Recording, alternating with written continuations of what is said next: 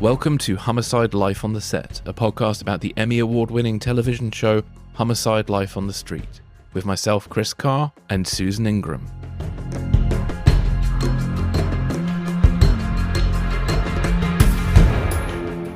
On today's podcast, we're joined by writer Darryl Wharton-Rigby.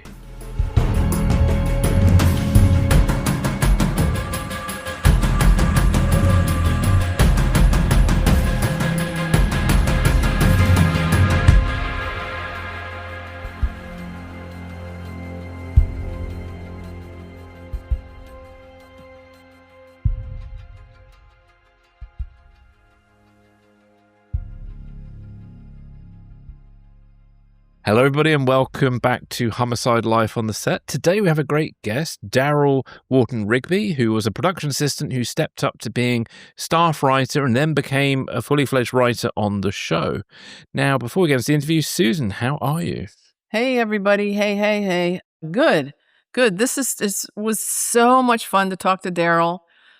Also, we mentioned at the beginning of the interview, but we were on 3 continents that day, because I'm in, obviously, the United States in Baltimore, and Chris is in London, and Darryl is in Japan. And big thanks to him for staying up late for us, because he started at about 9 p.m. and we probably went until 11 about p.m. 11 p.m. his time. Bless him. Yeah. So He wasn't nodding off on us or anything. So that was really terrifically thoughtful conversation, but also I just think really inspirational for people that are looking to get in the business. Start as a PA, find out what your passion is. I mean, he found out what his passion was, in college, in high school, probably. An inspirational story. And he's been now in Japan 20 years and is a professor at Temple University's Japan satellite campus. So it just was, I think everyone will really enjoy this. Please listen, because it's a terrific ride to listen to his story. Yeah, definitely. Especially if you're interested in screenwriting, we do go into some details about how he approaches writing, and I think it's really great. And just on listening back, I was sort of absorbing things. I'll definitely be listening again to absorb some more. So, yeah, fantastic discussion, really enjoyable discussion. Such a great character, and I hope actually we can get him back on again at some point in the near future as well. Yes, he's got lots of things going on, and also underscores the incubator that Homicide was for many people who moved up from being PAs into positions, and then their career, grew and blossomed from there. And the opportunity he was given on Homicide, specifically by Tom Fontana, is just wow! What a great story! It's, once again, another great origin story. Yeah, indeed. Now we have some slightly unfortunate news about the show, don't we? Yeah. So surprisingly, I'm gonna badmouth Peacock again. So we just found out that Homicide, at this point of the airing of this episode of the podcast, has already left Peacock. It left Peacock on August 18th after a 2-year contract. We have been scrambling to find out if it has or will be picked up anywhere else for, a reasonable streaming fee or free, because it also was on Tubi for a while. It's now no longer on Tubi for free, but it is still broadcasting on Charge TV. Just go to their website and find out where it's broadcast locally in your area. It is available here in Baltimore on Fox 45.4. They air Homicide episodes at 1 a.m. and 2 a.m. So if you're in Central Time or Pacific Coast Time, you could watch it earlier than we get it here. And if in the UK, it's at 6 a.m. There you go. Wake up, like Chris said, with your coffee and find Charge TV and watch some Homicide. It also still is available, the full boxed DVD set of Homicide, which is the original version, which with all the original music. I've heard people say they preferred to go back to that. No commercials. But it's in, the 4:3 originally the way we shot it, originally the way it was broadcast, aspect ratio. So the full box set is available for about $50 to $60, and that does include, right? That does include the movie as sort of considered the last episode. The box sets have the movie. Mm. You can also apparently buy per episode and per season digital versions on Amazon, and I haven't gone back and looked to see if that is the remastered version that you can rent on Amazon Prime per episode or per season, or the entire series for about $70 or something. But that's a good question. Is that the remastered version that they're I couldn't imagine it digital not streaming? being, just with Yeah. the way things are, because it kind of came out after the restoration. So I'd imagine I'll take a stab Yeah, in the dark also, and say I imagine it is, but it's I could be tied to dead wrong. Peacock, so, Yeah. but you can go in there and buy them. And currently in the UK, it's still available on Now TV. So yeah. Oh, good. But that might expire. Who knows how long the deal with Now TV was, because it came to the UK about 6 months after the streaming started in the US. So it could be it has another 6 months on Now TV and then their contract expires. Who knows? We'll find out, I guess, in the near future. Yeah. And there used to be pirated versions available for free on YouTube, but it may even be only available purchase on YouTube now, YouTube TV. Maybe. Or the pirated versions may slowly come back, because there's obviously a demand somewhere for these shows. And again, it kind of is another argument about it's a good idea to physically own media rather than rely on streaming, because ultimately it's all reliant on who are the decision makers with these things. And it's very sad that Peacock's not backing its own show, because we were talking about off air how obviously there are umpteen seasons of Law and Order and various other shows that have been on Peacock for some time, and yet Homicide's been on for about 2 years. So yeah, so I hope it may find a home somewhere like Netflix or Amazon, and maybe it gets a wider appeal, because I feel like it kind of disappeared a little bit when it went on Peacock. So kind of feel like the wind came out of its sails after the release. But I don't know how other people feel, but it kind of feels like it kind of came and then disappeared. And I feel like there was a lot more potential where it could have connected with maybe a whole new generation of audience, which it doesn't appear to have done so far. So who knows? Maybe if it's on Netflix, it might start to become part of the cultural conversation again. We shall see. Right. Because people that have found it after the fact, like we will in the future have on some of our super fans of the show, and one in particular mentioned he'd never heard of it until he worked with one of the video cameramen that would come and shoot video for us on the set, and he was a new young fan and discovered it many maybe decades after the fact, and is absolutely hooked on it from the first episode. So there were and are people discovering it, but it's a shame that it did not get promoted. I almost feel like Charge TV and Tubi did a better job of promoting it on their landing pages. And, Charge TV did that whole Charge Con where they had little snippets of interviews with Tom Fontana. Yeah. So, yeah. And shout out to Tom. I don't know if he listens to our podcast, but I did contact him to see if he had any information about where it might be going or if it's going to get picked up anywhere else. And, he might not be privy to any of that. But, if we hear anything, we'll let you know. Yeah, indeed. This is a terrific episode. He is a terrific guy, and I think you'll really enjoy it. Yeah, I hope you enjoy it as much as we did recording it. So this is Darryl.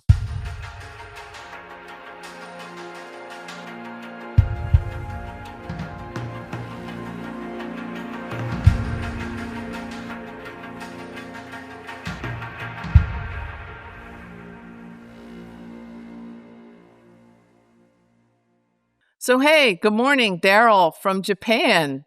This is exciting. Good morning. I would say good morning, but it's evening here. So, right. So, konbanwa. Yeah. So say that again. Konbanwa. Konbanwa. Yeah. Good evening. Good evening.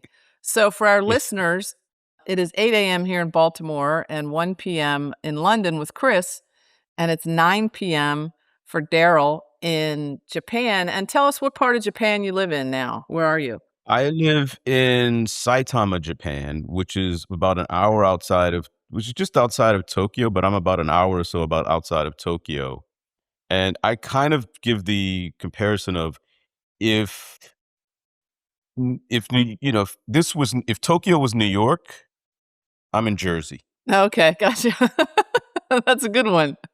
I like that. So we decided this was the first time. Well, we didn't decide. This is the first time we've had an interview on 3 continents. So you get the prize for that, Darryl. I feel honored. Yeah, the farthest crew member since Homicide.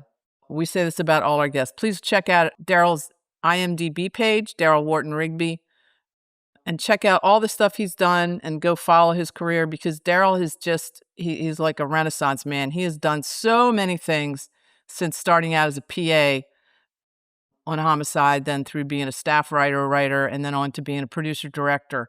So it just never ceases to amaze me when we talk to people and I look and see what everybody's done, because I quit the business on Homicide. So my career path went a different direction. But when I look at what everybody's done since then, it really is, it's just an amazing depth of career for everybody that was on the show. So you're originally from here. Originally from Baltimore.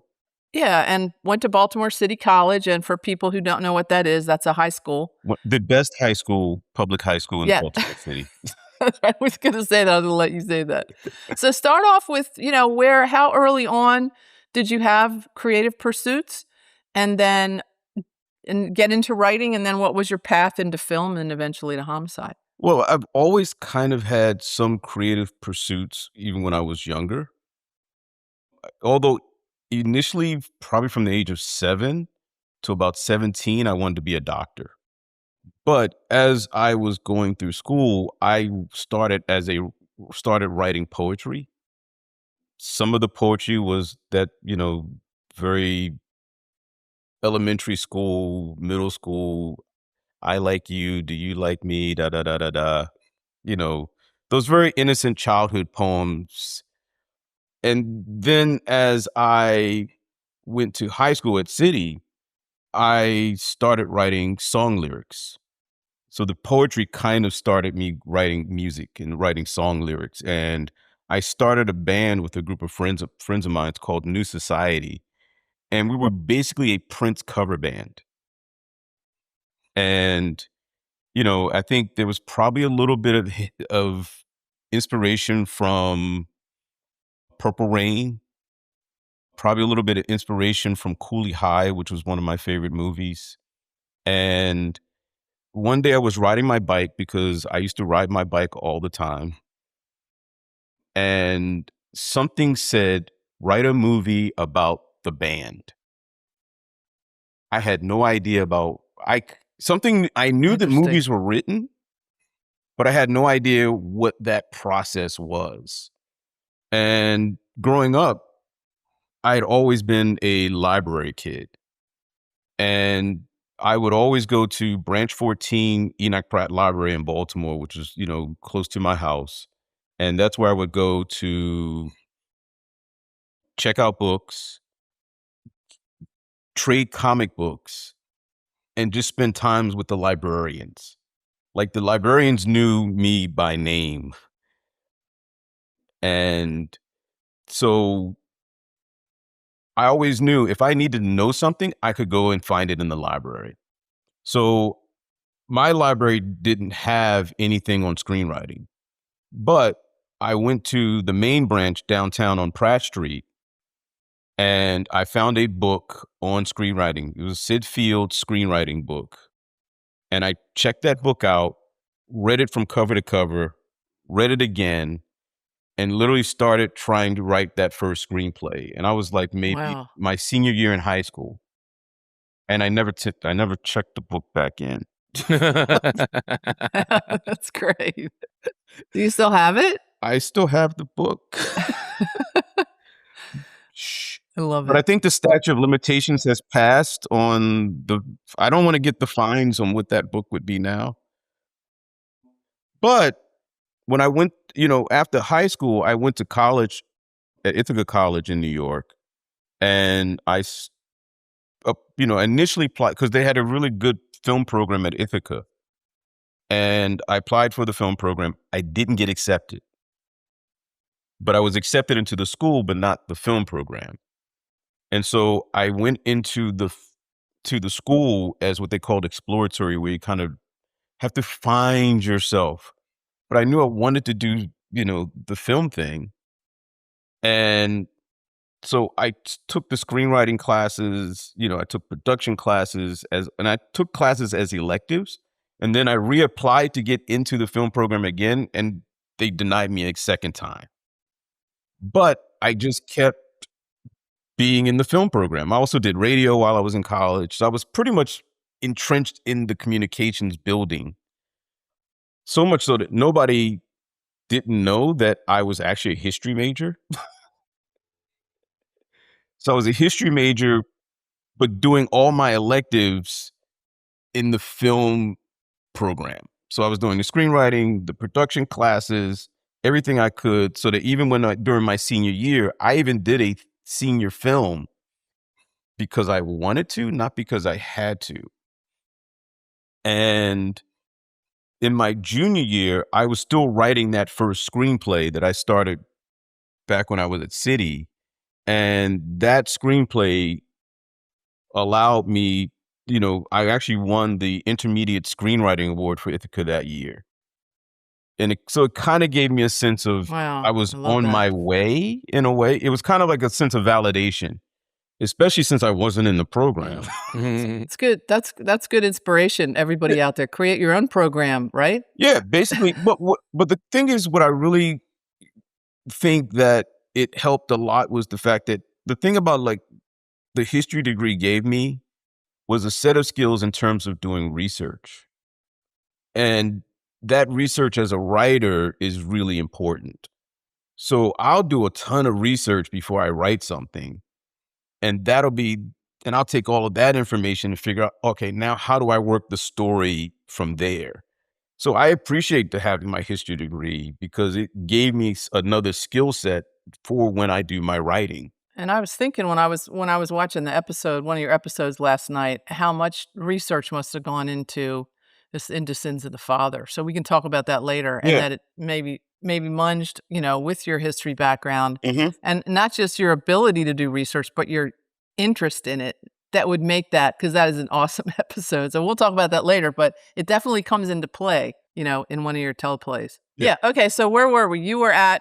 You had just decided you were going to write screenplay about your band. Yeah. So I wrote this screenplay about the band while I was in college. It got me the Intermediate Screenwriting Award. And I still kept working on it. And my minor in college was writing. And so I continued writing and working on that script for my minor, which was a thing that I had learned that no one had ever done that before at the school. And so when my professor, my advisor professor said, "What do you do?" I said, "I want to write a screenplay." He's like, "A screenplay?" I said, "Yeah." And so I basically did a full basically presentation about why screenwriting was a valid form of writing, and that it has a structure to it. There are 3 acts, just similar to theater. And so I wrote a screenplay for my writing minor for undergrad. And so, that kind of just kept me going in terms of understanding the process, and even going to the process of saying, okay, now what do I have to do to take these words and now put them on film to shoot? And so I shot a senior film in my last year called The Poem Unwritten, which is kind of like a love story about a young guy who meets a girl, and, it's boy meets girl, boy gets girl, boy loses girl forever. I love it. And it was a, short film shot on 16 millimeter. And it's somewhere in my office here.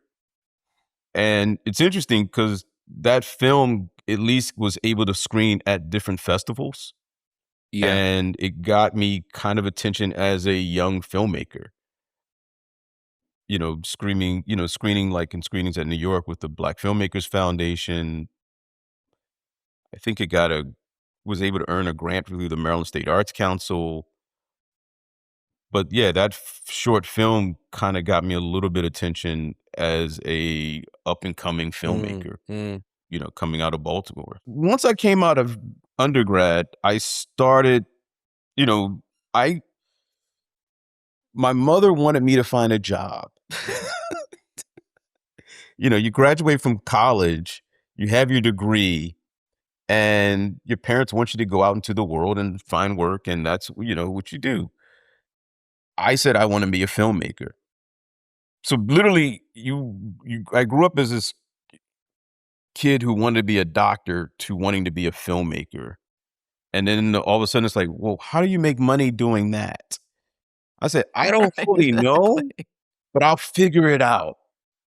And even before I graduated, I actually interviewed for, I think it had to be either Avalon or one of John Waters' films. And I got hired as a PA on the film, but I would have had to take a semester off. And my mother was like, I told you, you got 4 years, not 4.5. So I actually had to turn the production down to go finish my final semester in undergrad.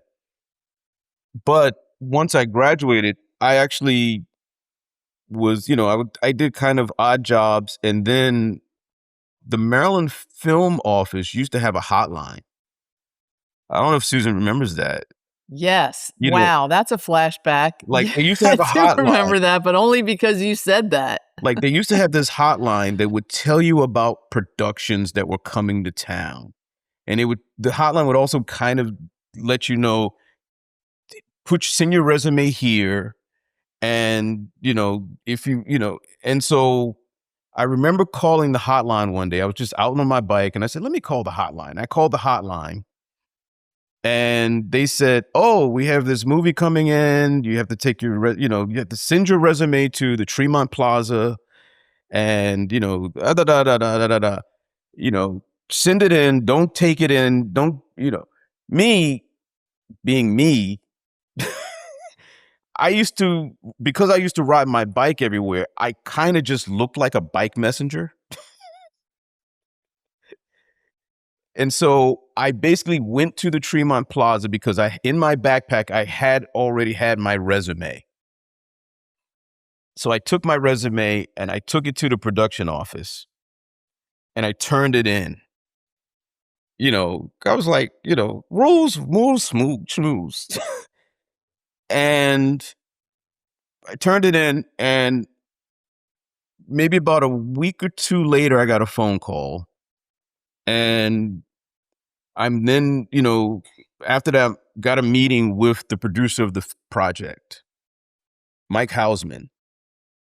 And the film was Homicide directed by David Mamet. Right. Wow. And What year was that? Because that was before I think I yeah, that moved had to back. Was it before be, I moved back that here? had to be about 91, about 1991. And so I have this meeting with Mike Hausman and he kind of marches in to the office. He's like, puffs chest. And I remember he sits down and I could see my resume on the desk and he looks and he goes, young man, I see you went to Ithaca College, and this is my first interview and I got my shirt and a tie and and it's hot. And I said, yes, sir. And he goes, I'm a Cornell man myself. I said, oh, Cornell. I love Cornell. I had some great times at Cornell. Because, Cornell's in Ithaca, New York, and, they're kind of like sister schools. I took classes at Cornell, and so it kind of broke the ice really quickly. And so we had a really great conversation. And I explained, I said, yeah, coming out of college, I'm just looking for a gig and my mom's worried about it. And as I'm leaving, he says, don't worry. Tell your mother you'll probably be fine. And the next thing you know, I'm working on David Mamet's Homicide, which is my first professional feature film project, which I realized that, once I was on that set, I realized I need to unlearn everything I ever learned in film school because it's a whole different ball game here. It was a whole different ball game because I remember like just those long hour days, like you don't realize like how much stamina you have to have when you're working on a film set. And I really wasn't prepared. I was prepared, but I wasn't. I was a kid. And I Yeah, remember who could be prepared? It's such a it's you can't compare what it's like to work on a film set to I don't think anything. I mean, no, it is absolutely unique and in the jobs you have to perform and the way you perform it. and I remember the first week because of the hours, my body was just like, "Yo, what's going on?" And I had a day where I overslept, slept through the alarm. And when I realized I was late, I woke up, jumped on my bike, and dashed off to the set. And the second AD, Karen Collins, she looked at me, she goes, "What happened?" I said, "Overslept." And she looked at me, she goes, "If it happens again, don't bother coming back." Wow. Yeah, exactly. You cannot be late on a film set. And Interesting, I worked with Karen Collins on, I think, Return to Lonesome Dove mhm. years later. Weird. and Anyway, go ahead, sorry. but she gave me that second chance. And it's one of those things I never forget because of the fact that she gave me the second chance. So much so that when we wrapped that day, I went to the store, got a second alarm clock, set my main alarm, Yes.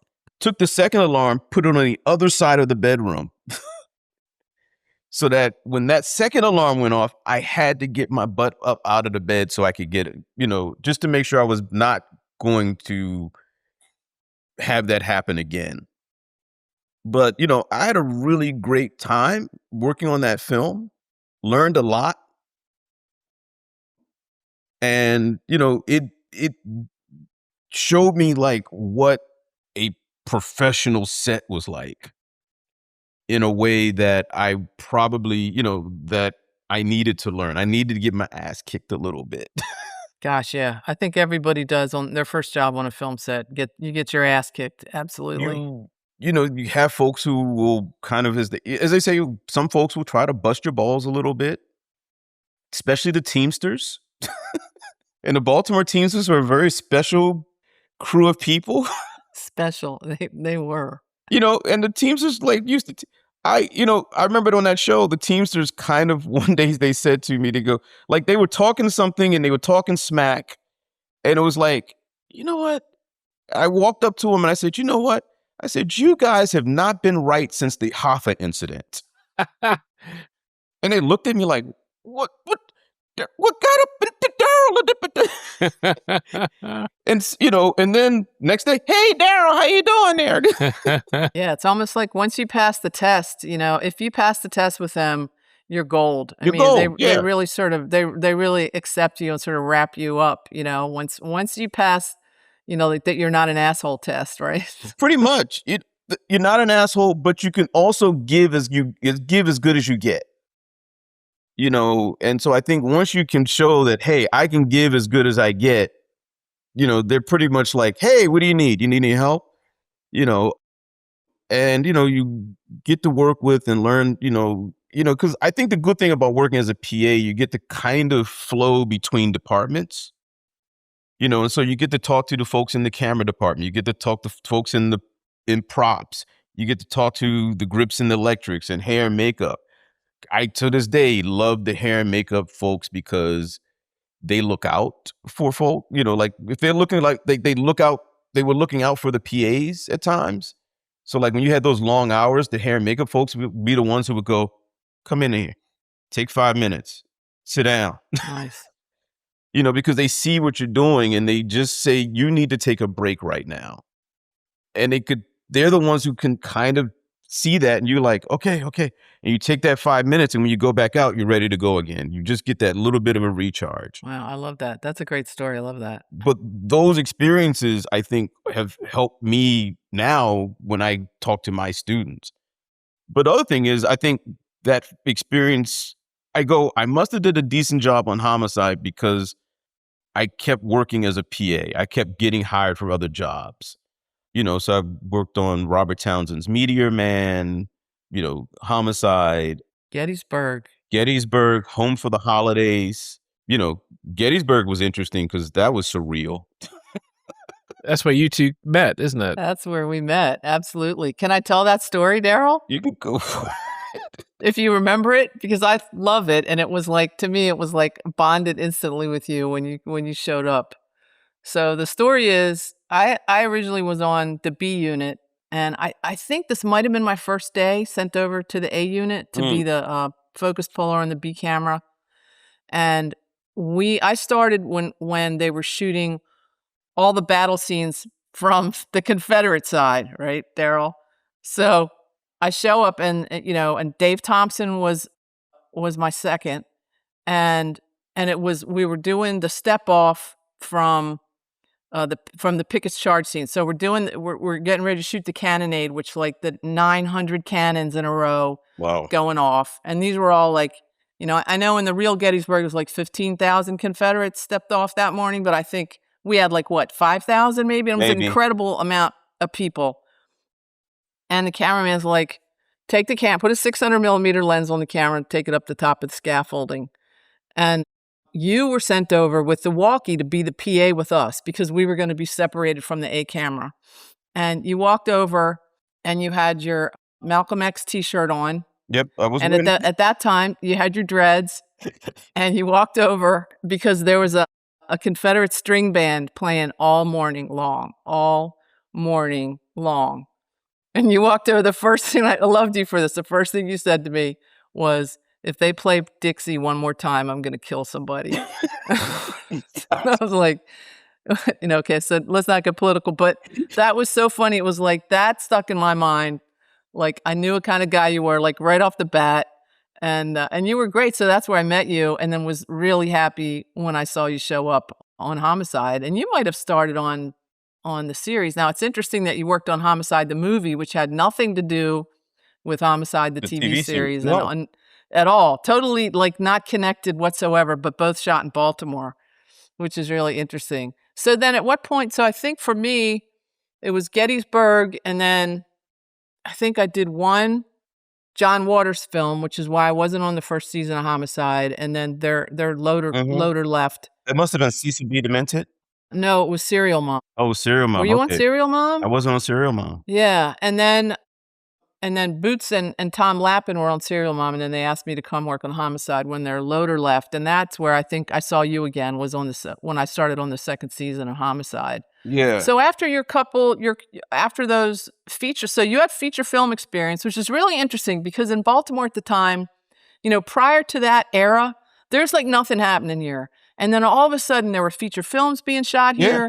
There was a TV series. There was, so when we lucked into coming out of school I came back from LA at the time, working in LA, and there was this enormous amount of production happening. We were like 2 or 3 professional crews deep here in Baltimore at the time because there was so much going on. So you had the privilege of working on feature films before you came to Homicide, which is really interesting because they only hired feature film directors on Homicide, which was the TV series, which is unheard of. So then what was the connection there? Was it just because you had already been working as a PA? Were there people on the show you knew? How did you get on the show? I'm trying to remember who, I came in in an interview. It might have been, because Frank Farrell was also on Homicide. And so Frank and I were PAs together on the Mammoth Homicide movie. We were working together on there. And so I think part of that relationship helped bring me in to the TV series. Because they say, oh no, Darryl, he's good. It's good to have people who will vouch for you once you've done your thing. Absolutely, because almost all the jobs you get in the film business are because, I don't wanna say this, but it's because your experience of having worked with other people, and you end up working with those people, Mm, mm. over and over again. Yeah, and then, I remember being in I don't remember where it was, but I still remember that first day of being in the production office for Homicide, and I saw, like, they had pictures of the cast up, and I saw Andre Brower's photo up, and I go, "Oh, he's on here?" Because here's the funny thing, I met Andre on the movie Homicide, because at Oh, that wow. time, Really? Andre yeah, he and Karen were good friends because Karen worked on Glory. And so he came over from DC because he was doing Othello in DC with Avery Brooks. And so he came over from DC to visit Karen, and I was able to meet him there. And then when he was on Homicide, "Hey, Andre, how you doing?" He goes, and it was kind of like he remembered me from back then. And so that kind of was like, I was like, "Oh my God, he's on this show now." And Wow. Nui was always this fantastic. I didn't know, like, I don't think anybody knew like how iconic that Pimbleton role would become at that time. Mm. You look back and you go, the Munch role never died. Like, No, Richard kept exactly. doing that role. Like, that whole role was an entire career along multiple shows and even a Brady Bunch movie. No, really? I don't think I knew that. I don't think they don't call him Munch in the Brady Bunch movie, but he's playing a detective. And when they come to his shot, the camera's doing this. Oh, wow, I gotta go look for that. They do the handheld thing for him. So yeah, it was interesting, like working on, like that first season and working on it, and just having that experience of, meeting Yaphet Kotto for the first time, because you're like, oh my God, that's the dude from Alien. And Ned Beatty. I tell you, the funny thing is, Ned was like, we would be out in the, like when you do like shots, we were shooting outside in the streets, and you hear people see Ned and they go, "Squeal like a pig." His face would just turn so red. That happened his whole career, I think. That's just He was is like, this "It's a movie. It's a fucking." Oy, oy, oy. No wonder he had a flashpoint. Yeah, I think Deliverance was very traumatic for him on a lot of levels. Yeah, I can't yeah. But it was just so great because it was such a great cast that when you look at how, like, it was a cast that, if it was a sports team, the bench was really deep. You know, because think about it. Melissa Leo now has an Oscar. You know, it's like you think of like how deep that bench is. Like Clark Johnson, became $100 million director. It was just crazy, where you think about where folks have gone since that show. I remember, I still remember Wayne Ewing, who was the first DP on the show. And he was kind of like this very hippie guy. But he was great to talk to. And he talked about how, part of his inspiration for the style was Godard's Breathless, Mm, mm. and that actually, inspired me to go actually watch Breathless at that time. So it's like hearing other people's inspirations, especially at that time, because you actually had to go and make a concerted effort to find films.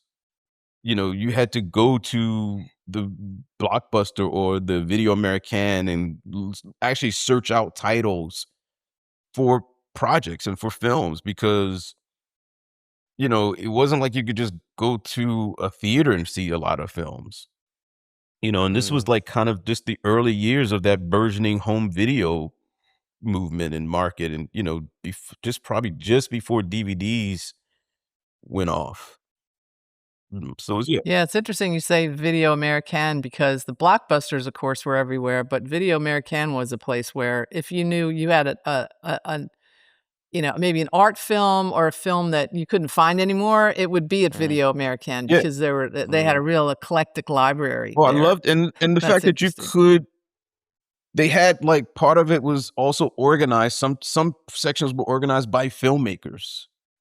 And and that you could like, okay, I want to watch all of Godard's work, and you had a whole section that was there, and you could check out those films.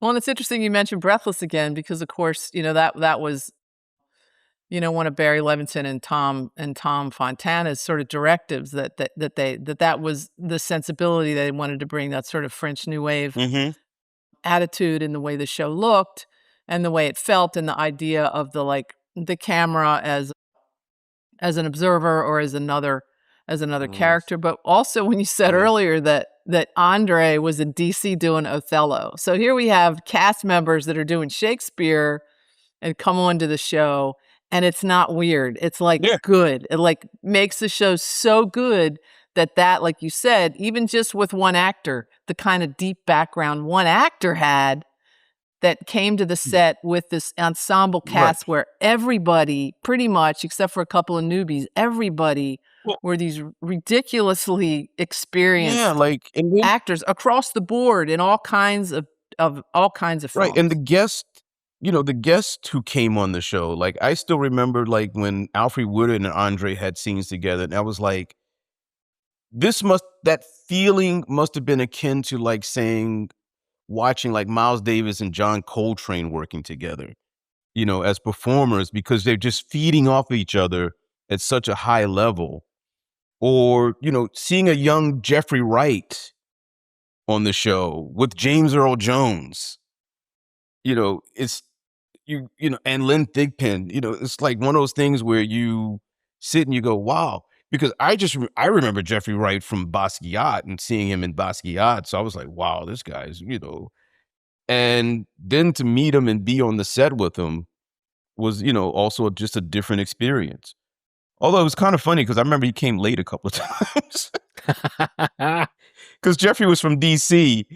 And I heard, there were a couple of times Teamsters had to go to DC to pick him up. Yeah, it's interesting. We just interviewed Alan Taylor the other day on Monday, who directed both those episodes you just mentioned, the one with Alfred Woodard and one of the three-part with James Earl Jones.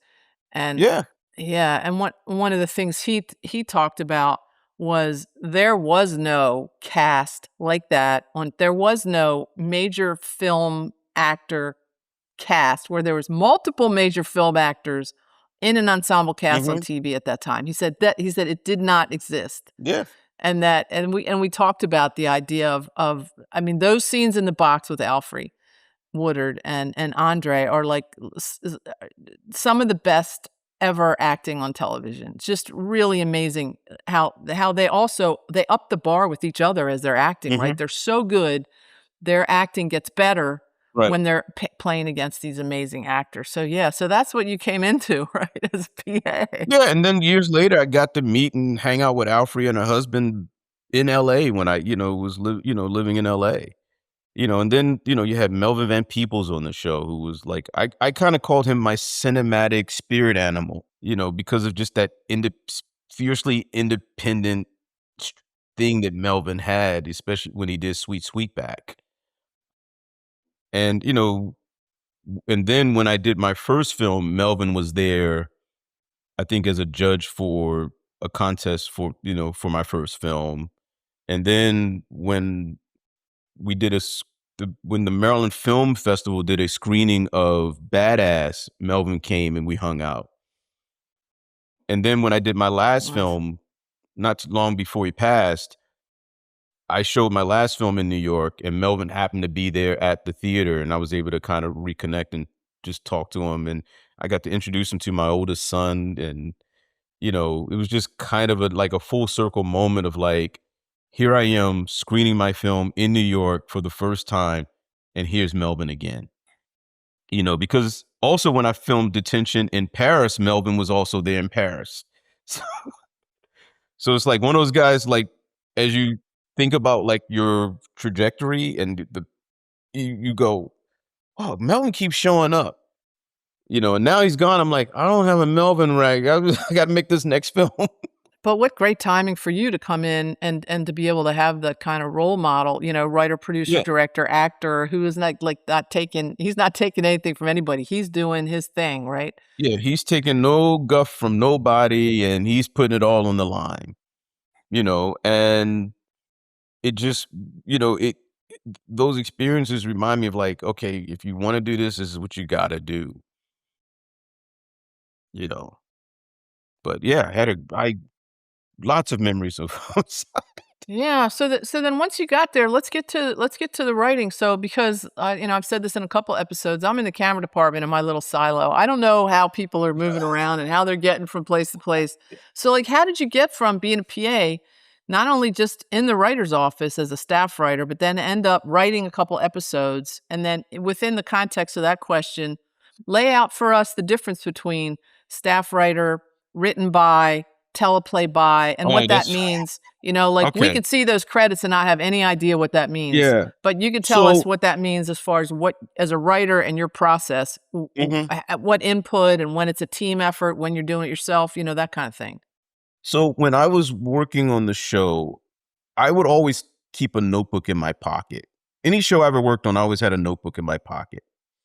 And if I had an idea that I was working on, especially if I was working on a script, I would be somewhere and I would just start writing stuff for my scripts because we didn't have Final Draft back then. And so I would then go home at night and then type out what I was writing. And one day I was on the Homicide set and I built a rapport with like Tom and, the other producers. And I went to Tom and I said, Tom, I want to write a spec of the show. Tom said, Darryl, if you write it, I'll read it. Challenge accepted. So I went off, kept writing my notes, wrote a draft of the script, and finished it, gave a copy to Tom. Tom said, okay, I'll read it. I had left the show. I left the show to go work on Renaissance Man, Penny Marshall's film with Danny DeVito. And that show actually got me my first trip to LA. And left the show, worked on that, worked on some other stuff. I actually wound up doing an episode as an actor on the show. Yes, you did. Yes, you did. You killed somebody. You killed somebody on the show. I killed Joe Morton. Oh, right, Joe Morton. We love Joe Morton. Well, yeah. What was the name of that episode? Because we watched that recently too. Because it was some director, I guess, that we had worked with. I should get the title of the episode. I have to find it. I can't remember the name of this episode. I just remember I had scenes with like Ned and I had scenes with Clark and Yaphet. Yeah, you were in the box. Yeah, you were in the box and then had to explain why you killed somebody and then paid for your mint on the way out. And my character had to be slow. Yes. You definitely had mental health issues for sure.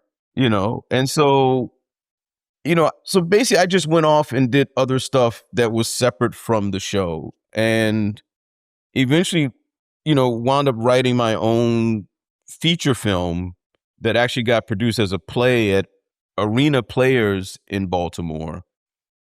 And even did some other theater work. And then I would come and visit the set. I would just visit the set at that point because I wasn't working on the show. I was just visiting the show. And when I visited the show, I would still see Tom and I would see Yash and, everybody on the, and I would go in and say, hey, how you guys doing? And I was also buying short ends at that time from the show at the end of every season. We weren't just giving them to you? No, we should have just given them to you. Jim Finity give you anything? We could have snuck them out of the dark room for you. Darn. I wish I'd known that. Have known about that. No, yeah. I would buy like short ends, like, but you guys were selling them for like pennies on the dollar. So it wasn't that bad. And I just took all those short ends and put them in a freezer. And to remind our listeners, we were shooting on 16 millimeter. So it was something that Darryl could have taken and easily gotten a camera to shoot something with, not a 35 millimeter. But 16 would be easier for you to shoot, to take and go use. Which is a lot of the film that we actually used to shoot my first feature, Detention, with Boots. I love it. And was he the DP? I didn't think I knew that. Yeah, Boots was the DP on Oh, Detention. wow. I love it. And so what happened is I shot Detention. This was the summer. This is 89, 87, no, 1996, 97. So we shot Detention that summer. And like I said, I would always come to visit the set. And every time I see Tom would go, Darryl, got your script. Still haven't read it. I have a stack here. You're here. And I was like, no, all good, And I shot Detention that summer, and we were in the process of, because my producing partner at the time, Maxie Collier, we were going to shoot 2 features that year. Like, he had one, I had one. It was like, and so we shot Detention, and then we were going to shoot Maxie's film. And then I went down to the set and I found one to just kind of visit. And Tom says, Darryl, read your script, set up a meeting with Ivan, set up a meeting with his assistant. I go to Tom's office and he said, read your script. I want to bring you on board. No way. From that first spec script, they brought you on as a staff writer. Yeah. See, that's the other thing, is this show as a creative incubator for people is just really, really, really special. Yeah. Wow. And, it's like you could have popped me with I was like, what? Did Tom just offer me a job on the show? Because I wasn't even expecting that. It was just like, I would have been happy, said, hey, I read your script, I liked it, here's some notes, da-da-da. I would have been good with that. A job was a whole different level of thinking. And what was the context? Was the script something that was like, so much of the show was taken from the book? Was it something that you saw in the book that you took, or something? It's just completely just Baltimore? No, it wasn't anything from the book. It was probably just from me growing up and being in Baltimore, and then, and I guess, you still got to go through all the approval with people at NBC and all that stuff. And, next thing you know, I'm in the writer's office trying to figure it out. And at that time, who was in there? So Ivan Fonseca, who was Tom's assistant and then ended up being an assistant director. Who else? So who were the writers / staff writers / assistants? Or what did it look like? Tom was in New York because he was mostly at that point focused on Oz. Mm. But you had Yash, David, Julie, Anya, and me. Was Jorge still there, or was he because he went off, was already off doing another series? No, Jorge wasn't there. David Mills wasn't there. Okay. Yeah, Jorge was gone, wasn't there. David Mills wasn't there. Right, David Mills. How about Henry or David or Overmeyer? Eric. No, Eric came in a little bit after that. And it was, it was great because it was like, here you are in this room with all these like really just talented writers. And it made you realize, oh, before I submit something, I better just make sure my game is on point. And there are days I go, was it on point? I don't know. It's like imposter syndrome is real. Yes. Because there were days when I would turn in pages and I'm like, I hope it, and then sometimes you would get some stuff in, sometimes you didn't. Sometimes you would write on other episodes that weren't necessarily your credit. And so it was a whole different process because here's the thing. Showrunners are executive producers. Those are the ones who are like, they have the overall, like Tom was the showrunner and the overall vision of the show.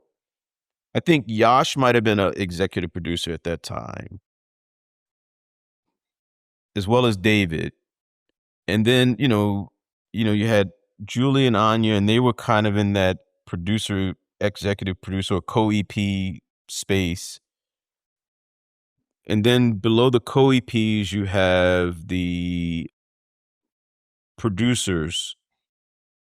And then below producers, you have, I think it's story editors.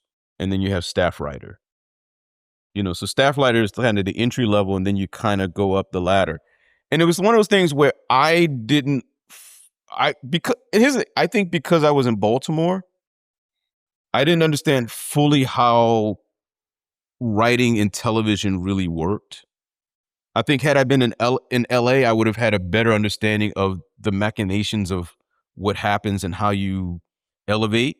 And what I realized after the fact was that a lot of people elevate by show hopping. Like they'll start off as a staff writer on one show, maybe do staff writer on another show. Then that third show, they'll get to that story editor credit. And then they'll go to another show and get that next credit. And then it kind of creates this sense of like how you get elevated and trained into the process of TV writing. So as a staff writer, I would assume at some point there's maybe like a group meeting, and then do they say, Darryl, take a shot at this scene? Or is it really like you're proofing and rewriting? What does a staff writer actually do? Sometimes you may be given some scenes and say, okay, we need you to write a scene for this and da-da-da-da-da, depending on the episode. Or, if they need something that, needs to be maybe necessarily rewritten. Or sometimes you might just be reading scripts and just reading a bunch of scripts to say, hey, this is good. What do you think? And then, but if you're given, and then when you're eventually given a script assignment, then you're given time to actually write a full episode. So when you got to Partners and Other Strangers, is at the end, is a two-parter at the end of season 5, which is a really pivotal couple of episodes. And it's credited to as written by, which means you were writing it, not just, punching it up or something, written by Anya and you and Julie. And there are a couple lines in there that are so Baltimore that I don't think anybody outside of Baltimore would have known. What's those lines? I don't remember. So Partners and Other Strangers, well, I'm going to say one. Partners and Other Strangers is one where they find Beau Felton, who they originally think that he's committed suicide, but he's been murdered. And, Isabella comes back from Paris. It's like a really sort of pivotal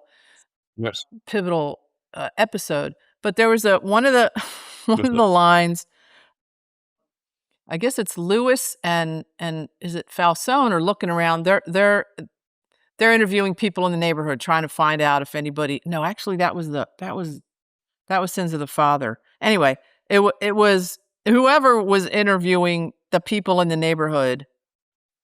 No, actually, it wasn't. I'm sorry, it wasn't Partners and Other Strangers. It was Sins of the Father, which you wrote. But one of the people says that they're interviewing on the street who saw the guy hanging, said he looked like a lake trout on his mouth was hanging open like a lake trout on a fishing line. Well, lake trout, there is no such thing as lake trout anywhere else. Baltimore is the term lake trout is very specific to Baltimore. And I didn't think anybody else, but you would have known that, and that would have been something really normal for anybody in Baltimore to say. So those two episodes, Sins of the Father and prior to that, Partners and Other Strangers. Talk about that. But you got to give David his credit, because David also has that Baltimore thing too a little bit. True, and maybe that was a line from the book. I don't know. Yeah. So those two that you have a different credit than staff writer on. Do you remember how much writing, what the process is, and what that means? I can't remember what, like for the Partners of the Strangers, I can't remember exactly what was written because it was so long ago and I'm old now. But, I think that was a thing where you were given like a certain part of the storyline to work out. And then you wrote that and you kept it moving, and then they did their thing, and then sometimes you got rewritten. You write something and all of a sudden it's like it's one of the things where I learned that either you bring it and you put it out there and you hope that it survives. Like, and it was one of the things, and I especially learned from Eric Overmyer is like, if there's something you believe in, keep pushing it. If there's something, because I remember there was a thing where Eric Overmyer and it just like he says something was a non-starter, and he put it in one script. It didn't make the episode. I read the next script by Eric, and I say, all right, he put it back in there. It didn't make that episode. He says sometimes you just got to keep trying, and because for me, Eric was kind of a theater hero too, because in the time between as I was working as a PA, one of the things I would also do was work at Center Stage in Baltimore, the theater. And so I would also go to the plays at Center Stage. And one of the plays that I went to was the Heliotrope Bouquet of, Scott Joplin that was written by Eric Overmyer. And I remember going and I said, Eric, I remember I watched one of your plays. And he goes, which one? I said, the Heliotrope Bouquet of Scott Joplin. He goes, that was you. Wow. So it was like basically saying, you're the one who saw that? And so it was just one of those things where to see somebody's work before you even meet them, and then you get a chance to meet them, work with them, and have a relationship with them is a whole nother level. Because in my office here in Japan, in my office at Temple, I have a poster, the homicide poster that Eric gave me, because he was working on a show with Paul Attanasio, Nice. who wrote the pilot of Homicide. And I remember Eric he goes, you want this? He goes, I was like, sure. He goes, yeah, because, he says, you did more in the show than Paul did. So, it was just kind of funny. I was like, so I keep that poster in my office, because I was like, it just reminds me of, not only just Eric, but just the lessons that I learned from all those guys, and all the just in terms of just writing and, and trying to, they say find your voice as a writer. I think as I've gotten older, I'm beginning to find what my voice is, even still now, because I think it's not a thing that you may necessarily find at one point in time. I think it's a thing that you kind of develop over time, and you keep working it, and you keep writing, and you keep finding things. What is, like what makes things, what stories are interesting to me as a writer? What kind of stories do I want to tell? Because as I now teach, I have to teach my students the process from the experience, from the practical experience, as opposed to like, oh, well, here's a book on screenwriting, and Sid Field says by page 35, you have to have your plot point there, and da da da da. I told him, I said, there are no rules in writing except don't be boring. Write something, Right. make it interesting, find what your voice is. I will, and I talk to my students about voice and writing from their own perspective, and the exercise I'll do is like, I play My Funny Valentine for the class. I'll play Wynton Marsalis's version.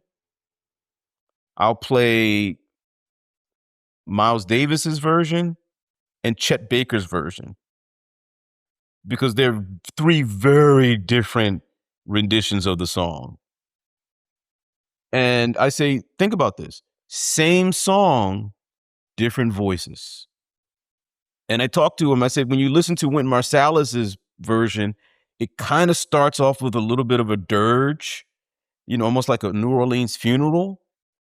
And then it has this celebratory, flourish towards the end of the song. I said, well, if you think about New Orleans, funerals start kind of with this dirge. And then all of a sudden, as they leave the funeral, there's kind of this celebratory music, gone on to glory. And I said, if you think about when Wynton Marsalis comes out of New Orleans, this is part of who he is and the voice that he has. Miles Davis is a little bit more straight ahead. It's very, very jazzy. Whereas Chet Baker, who's an excellent trumpet player, chooses something different. He sings it. Instead of using his horn, he uses his actual voice to sing the lyrics. And I said, so I teach them, like, this is how you develop voice. You try new things. You try other things. You use your own life experience to tell the stories you want to tell. Writing question. Was there an overarching sort of motto or directive that you had to keep in mind whilst writing an episode? Make it good. It's funny. I remember one note that I got, and I would ask, I say, well, what are you guys thinking? Which way should I go? And they would say, oh no, just make it up. Interesting. And and it was that process of saying, okay, well, how do I make this up? What do I make this? Like sometimes you would get lost. Like I remember writing for like scenes for like Luther Mahoney, and trying to figure out, okay, this guy. I was a library kid. I wasn't a drug dealer. And I remember I had a touch in there because I think it was a costume thing that I did in one of the scripts where I think Luther Mahoney's wearing some kente cloth. And I remember Tom saying, I like that, just that little moment. Tom was like, yes, I like that. And I think it is in the episode. Like you see Luther Mahoney wearing kente cloth. Right, like he had a scarf with kente cloth, Yeah. right? Something like that. And it was like one of those things where you realize, like, trying to understand the characters for the show. Because it was interesting. I used to have people come up to me and they go, oh, so you must write for Yaphet and Andre and Clark. And I go, no, I write for the show. I write for, all the I'm not just writing for the black characters. Right. And I'm like, it was just interesting that people would have this perception of what I would write, because I remember I wrote the exit, like part of the exit of Dr. Cox when she leaves, she leaves the show. Oh, wow. Because that's an interesting episode. Because part of that was also the fact, like when she leaves, she kind of drives off. Yeah, it's a mirror to how she came in almost. Yes, in her white Mustang. That was my idea. That was you. Because I was like, maybe she should go. Because I remember like her coming in the car. And I was like, maybe she just leave in the car. And, and it just felt like a great bookend in terms of her story arc. It's like she rode in and she could be like, you could almost imagine she's riding off into another series of her own. It would have been quite a good one. Yeah, hey, think about that. Yeah, and the way she came in, it was a white Mustang, right? A convertible. So just that image gives you a sense of her personality and her character. Exactly. And so to have that pulled through to her, like, well, she's like, screw it, I'm out of here. Yeah. So that sort of free, open character that came in like that goes out like that. And you really had that sensibility that's the way she was when she left. Mm-hmm. Which is really interesting. So can we talk about Sins of the Father? Because that is one heavy episode. Yeah. And it also struck me that the character's name was Rigby. So you need to tell me about that. If that was you or on purpose, or if that was a joke or not. No, it was on purpose. Because this is before I actually added Rigby to my last name. Because Rigby is my father's family's name. Okay, that's what I wondered, was was it a marriage name or was it interesting? And so part of it was the character's name. Like the character's name is Dennis Rigby, and my uncle Dennis passed away while I was working on the show. Sorry. Oh, wow. And so, me personally, when I was writing the character, I wanted, I was like, I wanted to kind of pay homage to my uncle in that, with the character. But I realized that the only way I can do it is I got to make him the killer. They're always the interesting ones, though, right? And so, but it was like even and it's interesting because the name, the Ridenhour name, came from, my love of Public Enemy, because Chuck D from Public Enemy is Carlton Ridenhour.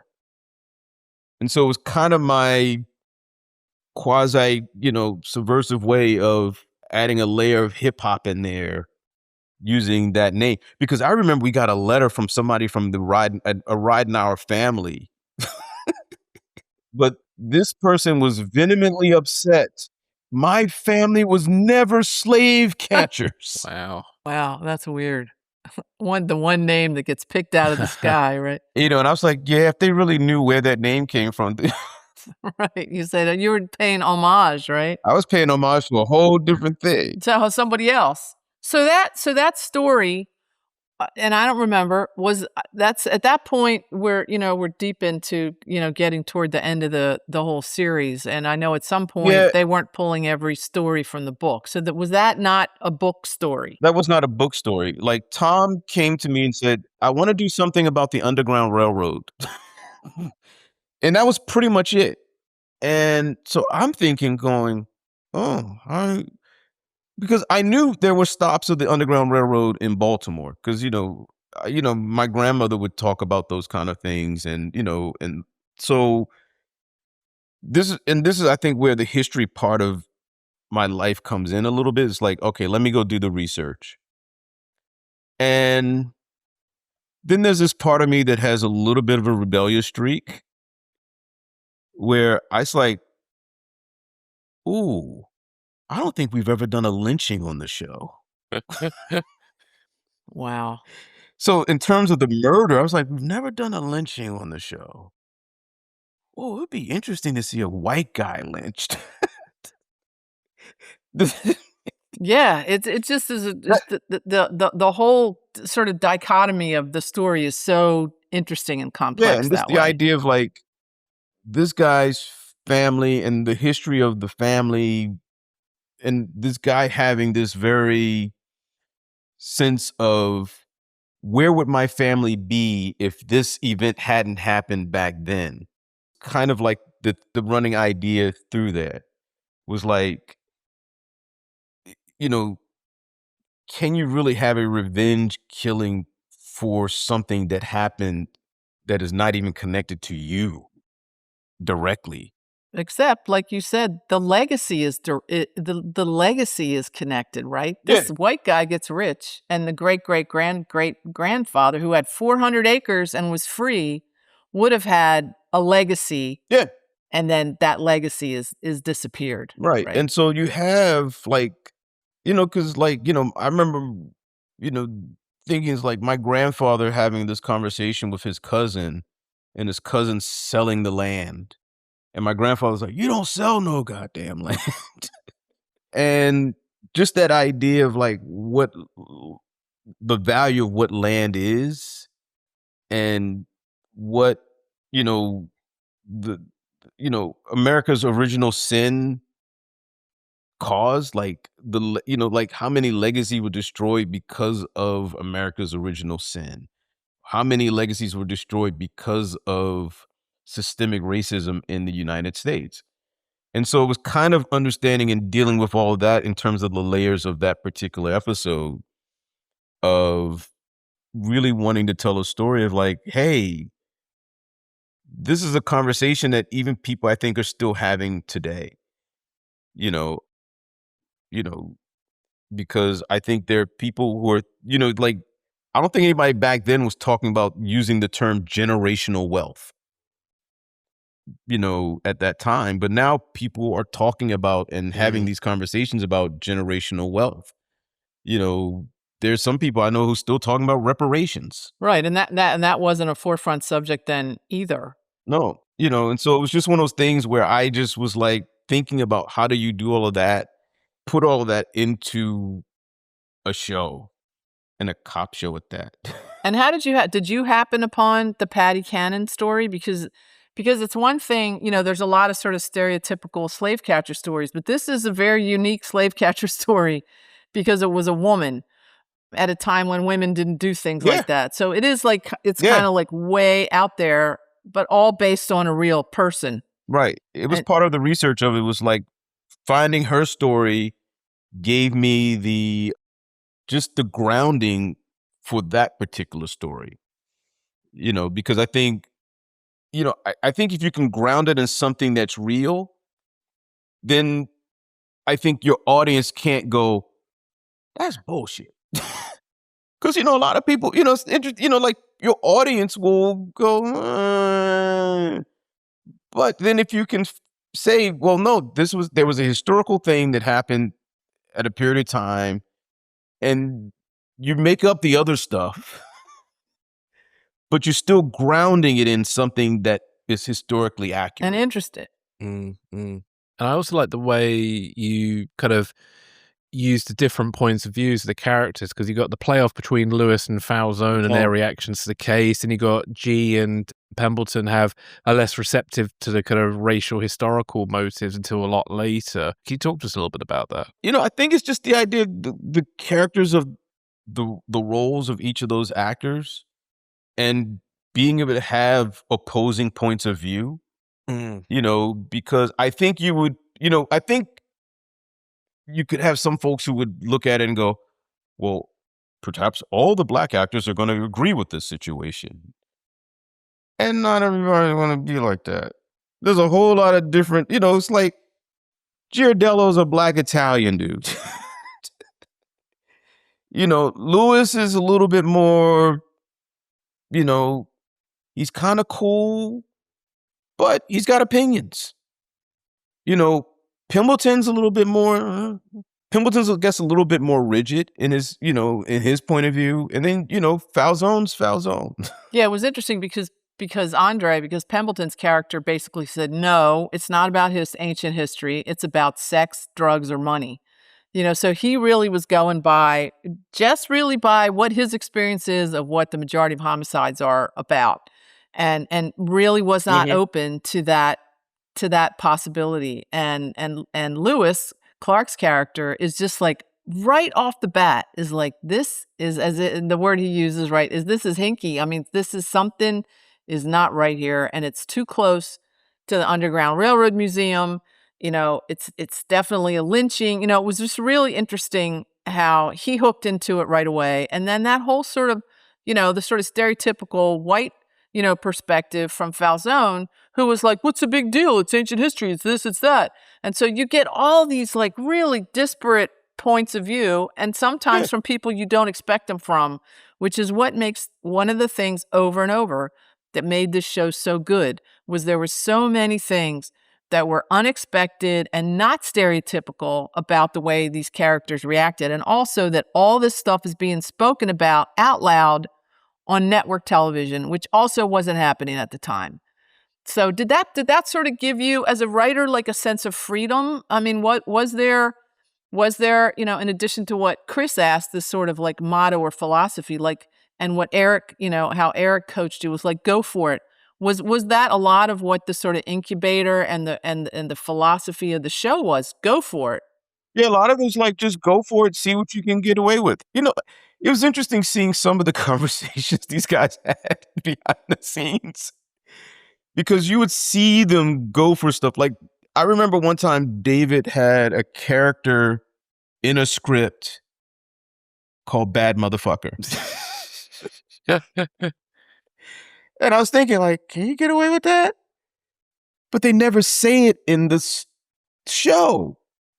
So the character on the page is Bad Motherfucker.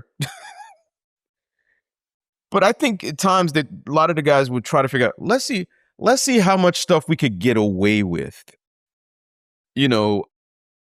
because, also I think the NBC censors at the time and, would, they had, there were certain rules and things you couldn't do. Like, I think one time, like, they said something about, it had a character say something about, I'm going to put my foot up your ass or something. And the censors are like, well, you can't actually have the object going into the orifice. It can be on the orifice, by the orifice. It was like everything but. Oh, wow.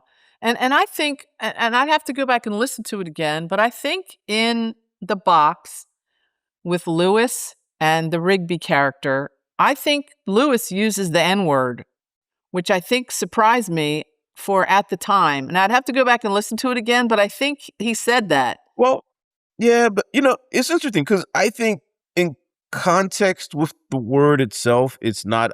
Look, I think in context, depending on where it's being used, it's and it made sense in the there's a scene, but the context fact to it. that it was on the air is what I think was interesting. Right. Well, yeah, I think even at that time, but it's like that word was used on Sanford and Son, All in the Family. Many shows used the word. But there was always a context in which how that word was used. It wasn't like, I think at times it wasn't necessarily used willy-nilly. Right. So it's just one of those things. I think it got used in a way that was, part of what the story was and for the characters. Yeah, it totally made sense for the characters and the story and all that. It just, because I've heard this so much about the censors, it surprised me that it got through. But it was so integral to the scene. It obviously made complete sense. Mm-hmm. We've heard that Nash Bridges was the main competition for Homicide due to the ratings. Very different show. I was about to talk about that. It's funny. My thing was like the time that the show would come on, our time slot, we had, I think we ran up against what I would call the Bubba hour. We were, what is it, Friday? Yeah, it was Friday. For some reason in my mind, 10? I always thought it was Thursday, but apparently, I don't know at the time, but it was Fridays. It was like Friday, 9 or 10 o'clock. Which we were always working nights, which is why I never saw it live. Right. And so you had, and I always looked at it like this. I would say, people, your average television viewer would come home, sit in the Barco Lounger, and turn on the TV, and boom, 2020. I ain't watching this news stuff. Click. Then they would see Homicide. Oh, Cops and Robbers. Wow, they're talking a lot.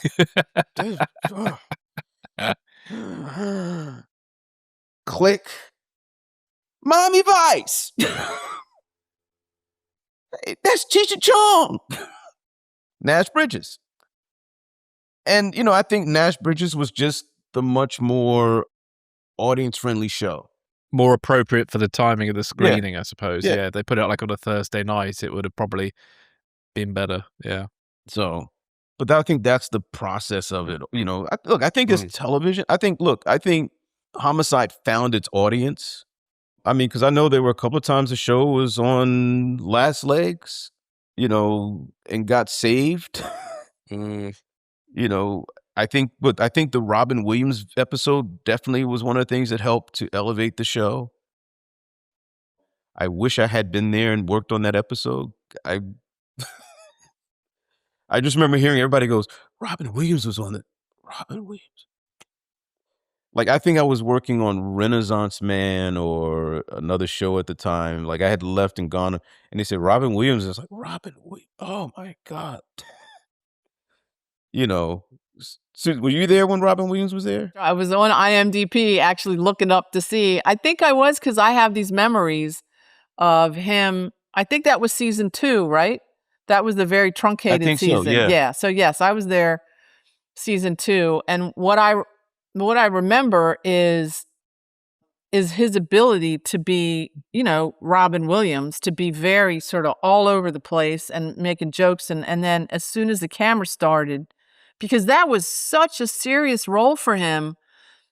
As soon as Yeah. the camera started, he was the grieving father, the torn apart father. It was really interesting. And also, once again, the way they used to cast people against type, the way they put partners that were 180-degree opposites from each other, that was not a type casting piece for him. So yeah, it was I fascinating. think that was David's first episode. Oh wow, I forgot that. I think it was David Simon and David Mills wrote Bop Gun together. Mm.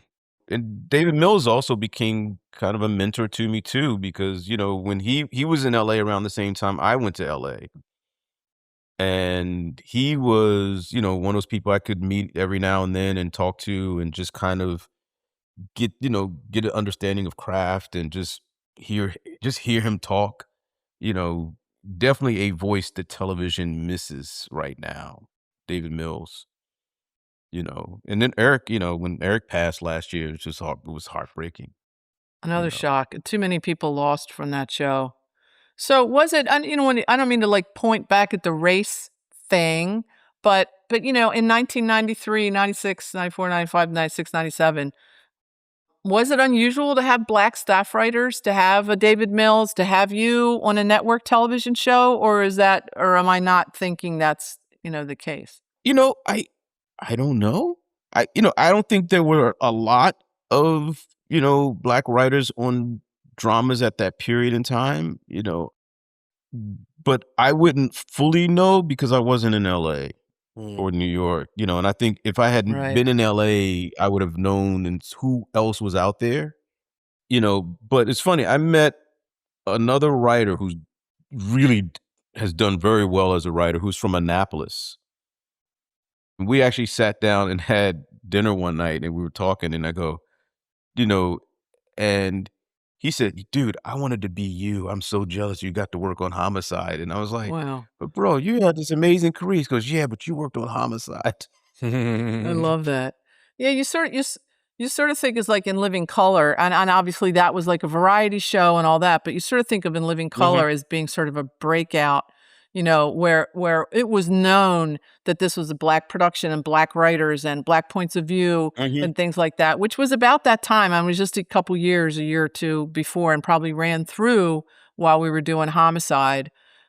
But yeah, I just wondered if that was, and who knows, like people like, we see the credit, we don't see the faces, right? We know who were the writers, behind the scenes back then. Yeah. Like I remember when I was, because when I left the show, I I was actually able to finish my feature and I followed around on the festival circuit and to different festivals. And I remember meeting folks and sometimes I would have my Homicide jacket with me.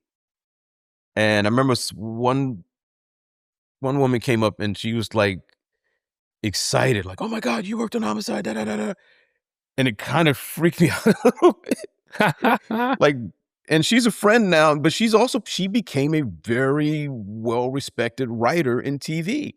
But she still remembers, she goes, "Yeah, I remember when I assaulted you."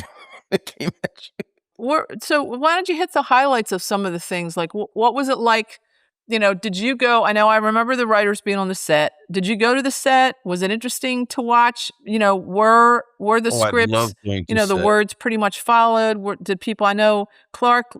Clark was Clark, and he had a rhythm that maybe wasn't always what was in the Mhm. script. So what was it like? And some highlights of the actors and working with people and just sort of the whole process of being a writer and going to the set and how the episode ended up eventually. Yeah, I mean, I think a lot of it was if times when they would say, "Hey, Daryl, can you go cover the set?"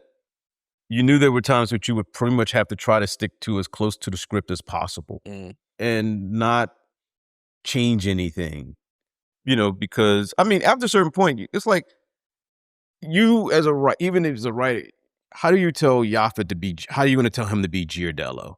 How are you going to tell Andre to be Pembleton? I mean, but you would probably be more there to whisper in the ear of the director a little bit. Mm. I remember one time I was on the show on the set, and it was actually something I had written. So it was kind of like, all right, pick your battles. And the actor didn't, like for some reason they wanted to change the line because of the reference of the character, the reference the character makes. Like I think I had written a reference about Greg Louganis, like diving out of the way like Greg Louganis. And the actor chose the wrong reference to make the argument. So it was immediate, like, no. Because like he said, why wouldn't I just use like John Riggs and, John Riggins? And I was like, isn't that the Redskins? And he goes, yeah. I said, this is Baltimore. This is Colts country. Right. And he kind of looked at me, he's like, say the line is written. And then and he does it. And it's funny because the director's like, what does it matter? I said, it matters. I think it was Nick Gomez was the director on that one too. And that's one of the things I talked about in one of the episodes was like these tiny little specific Baltimore references are so good and also set it apart from other network television shows that are maybe shot in LA and are supposed to be New York, and they don't have that microcosm thing happening like that. And so I remember the actor coming I think we had a rap party that year, and the actor came after the episode had aired, and the actor goes, you know what? You were right to fight for that line. It just makes the character a little bit more deeper. And I said, thank you. I appreciate that. And so it was nice to have an actor, even if it was like a guest actor, coming in and actually validating the disagreement after the episode aired. Because it was interesting because you got to also in the writers' room, sometimes you got to watch the dailies, from episodes, because sometimes you work on stuff on set and you're like, what is Yaphet doing? But the one thing I tell you, the brilliance of Yaphet Kotto is like, he was an actor who truly understood how the camera perceived him. No matter what, he always understood how the camera saw him. Yep. And what was in there. And so when he would do something, like he could do something like pick up a handkerchief and you would be like, what is he do? And then when you watch it in the dailies, you would go, oh, okay.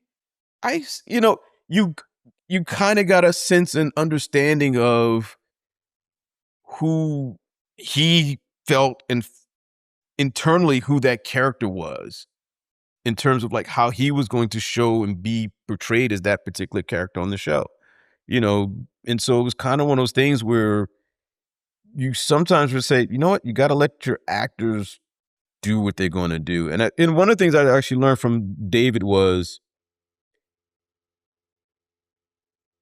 85%. If you can give 85% of the intent of the scene, we're good. That's interesting. And that's one of the things I remember, because even when I do my own directing, when I do my own stuff, that's one of the things I still carry with me is like that 85%, because, like sometimes actors are working stuff out, take one, take two, by take 4 or 5, they kind of like got that thing going on. They kind of like right in that pocket at that point. And also it gives that 15%, like you said, even if you can't see it, with like, especially with Yaphet. I worked with him on Star Chamber before the show and a movie called Women of San Quentin. And I was very new. I was a trainee on Star Chamber. And I remember standing by the side and going, what is that guy doing? And he is so good in that movie. And you could not see it standing 10 feet away from him, but you can see it on the screen. Like, so he know, like you said, even if you're standing there going, what? I don't get what he's doing there. He knew exactly what he was doing, and it came across so well. And it's interesting because now you hear about other actors who learn, they start to, like, they understand what lenses do. Like I was hearing somebody talk about, they would like work on a show with another actor, and they were talking about how that actor taught them, like, well, if you're on a 35 lens, think of it like this. If you're on an 80, think of it like this. because this is what the camera's seeing, or this is what the camera's seeing, or you're right here. And it's one of those things where if an actor isn't aware of what lens they're on, they're going to understand, okay, the camera's seeing all of this. Or if they're on a certain lens, the camera's only seeing this. And so I think it's good that if actors understand the lenses, you know, I try to, it's funny because it's like, as a professor, I teach my students, I say, get your masters, but also get this, get your close-ups. Because a lot of my students, they're not getting the close-ups. Like, you got to get your close-ups, guys. You got to, and they'll do these side close-ups. I'm like, no. I say, because when you're looking at somebody, you connect here. You connect with the face. You connect with the eyes. And when you're trying to have somebody connect with your characters on a screen, whether it's a small screen or a big screen, you got to get in here. And you got to have actors who are not afraid to be seen from here. Same in documentaries. I hate it at the moment. The profile close-ups are really popular right now, Yeah. and you're kind of losing the context. I mean, it's bearing their soul, but they're in profile like this. It's really annoying. Yeah. I remember when I did Detention, we have this one close-up of one of the actresses, and we're right here, and you can see the tears coming out of her, down her eyes. And she gives a performance. She like gives it, and you feel it. And, and the fact that after we show it, she goes, "Thank you." Like, she was appreciative that we kept that shot in, that we were able to, because look, the editor also changes an actor's performance, and the editor has to put it all in. So it's like you have all of that going on, so it's like, but you got to make sure you have it. So, because the audience has to connect with something. And if you're not in the close-ups, what are you connecting with? You got to connect with people's faces. Yeah, and I hadn't thought about, obviously the directors get their 4 days or whatever it was, on Homicide in the editing suite. Did you have any input at the, on a first cut, a final cut? Did the writers have any input? Well, obviously a lot of the writers were also producers and also showrunners. So Yeah, they would get, I think like David and Yash and Julie and them, I think they would get some say on like certain things in terms of the editing. Because I also know that they would also do, spotting for music and that sort of thing on the show. Because I remember one time just hearing Yash on the spotting, was like, I want to do that da-da-dun, da-da-dun, da-da-dun. It's like you could hear them in their office explaining what they would want in a particular episode during a meeting. Like, you just be outside walking along the hall and you just like hear like little bits and pieces. And it's like you realize, like, when you're in that environment, you're picking up so much at the same time that it's things that you carry with you into other projects. what a great environment. And so getting close to the end here, but I did want to say, Darryl, you sound like you would be a great teacher. And do you want to talk a little bit about, so you're still writing, producing, directing your own projects there in Japan, but you're also teaching at temples. So you want to talk a little bit about what you got going on now, if you want to plug something, what the teaching's like, what you're doing now. So I am an assistant professor now at Temple University, Japan in Tokyo. I'm in my 3rd year here now. And, I've been to Japan for 20 years now. See, and so it's been, you think about, like, I'm this kid who grew up from West Baltimore, and I'm now living in Japan outside. I own a house outside of Tokyo, and I teach production. And when I actually left, when I was living in Japan and I went back to grad school because I'd been asked to teach. And I said, once I had a family, I had to figure out what plan B was going to be.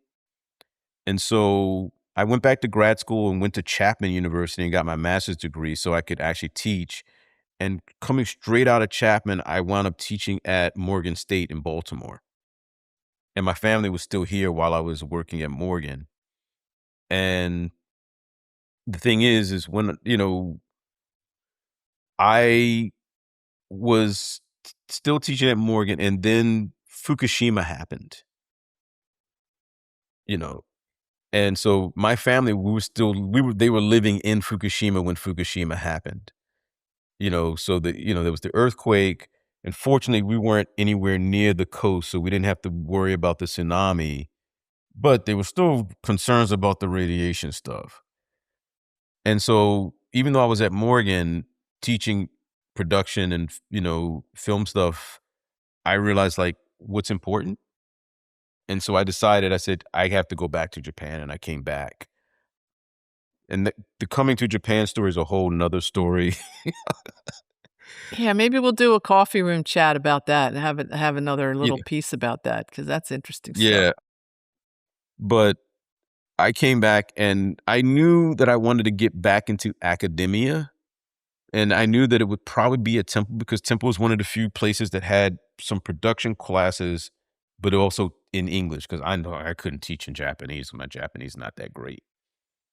And so, but I also knew that most of the professors at Temple were lifers, like they had been there forever. So you kind of like go, oh, how do I get in? I guess I had to wait for somebody to die, retire, or get fired. Fortunately, there was a fourth option that I didn't really think about. They expanded the program. And so when they expanded the program, they hired me as a person because I was actually asked to do adjunct at Temple, but it didn't pay a lot.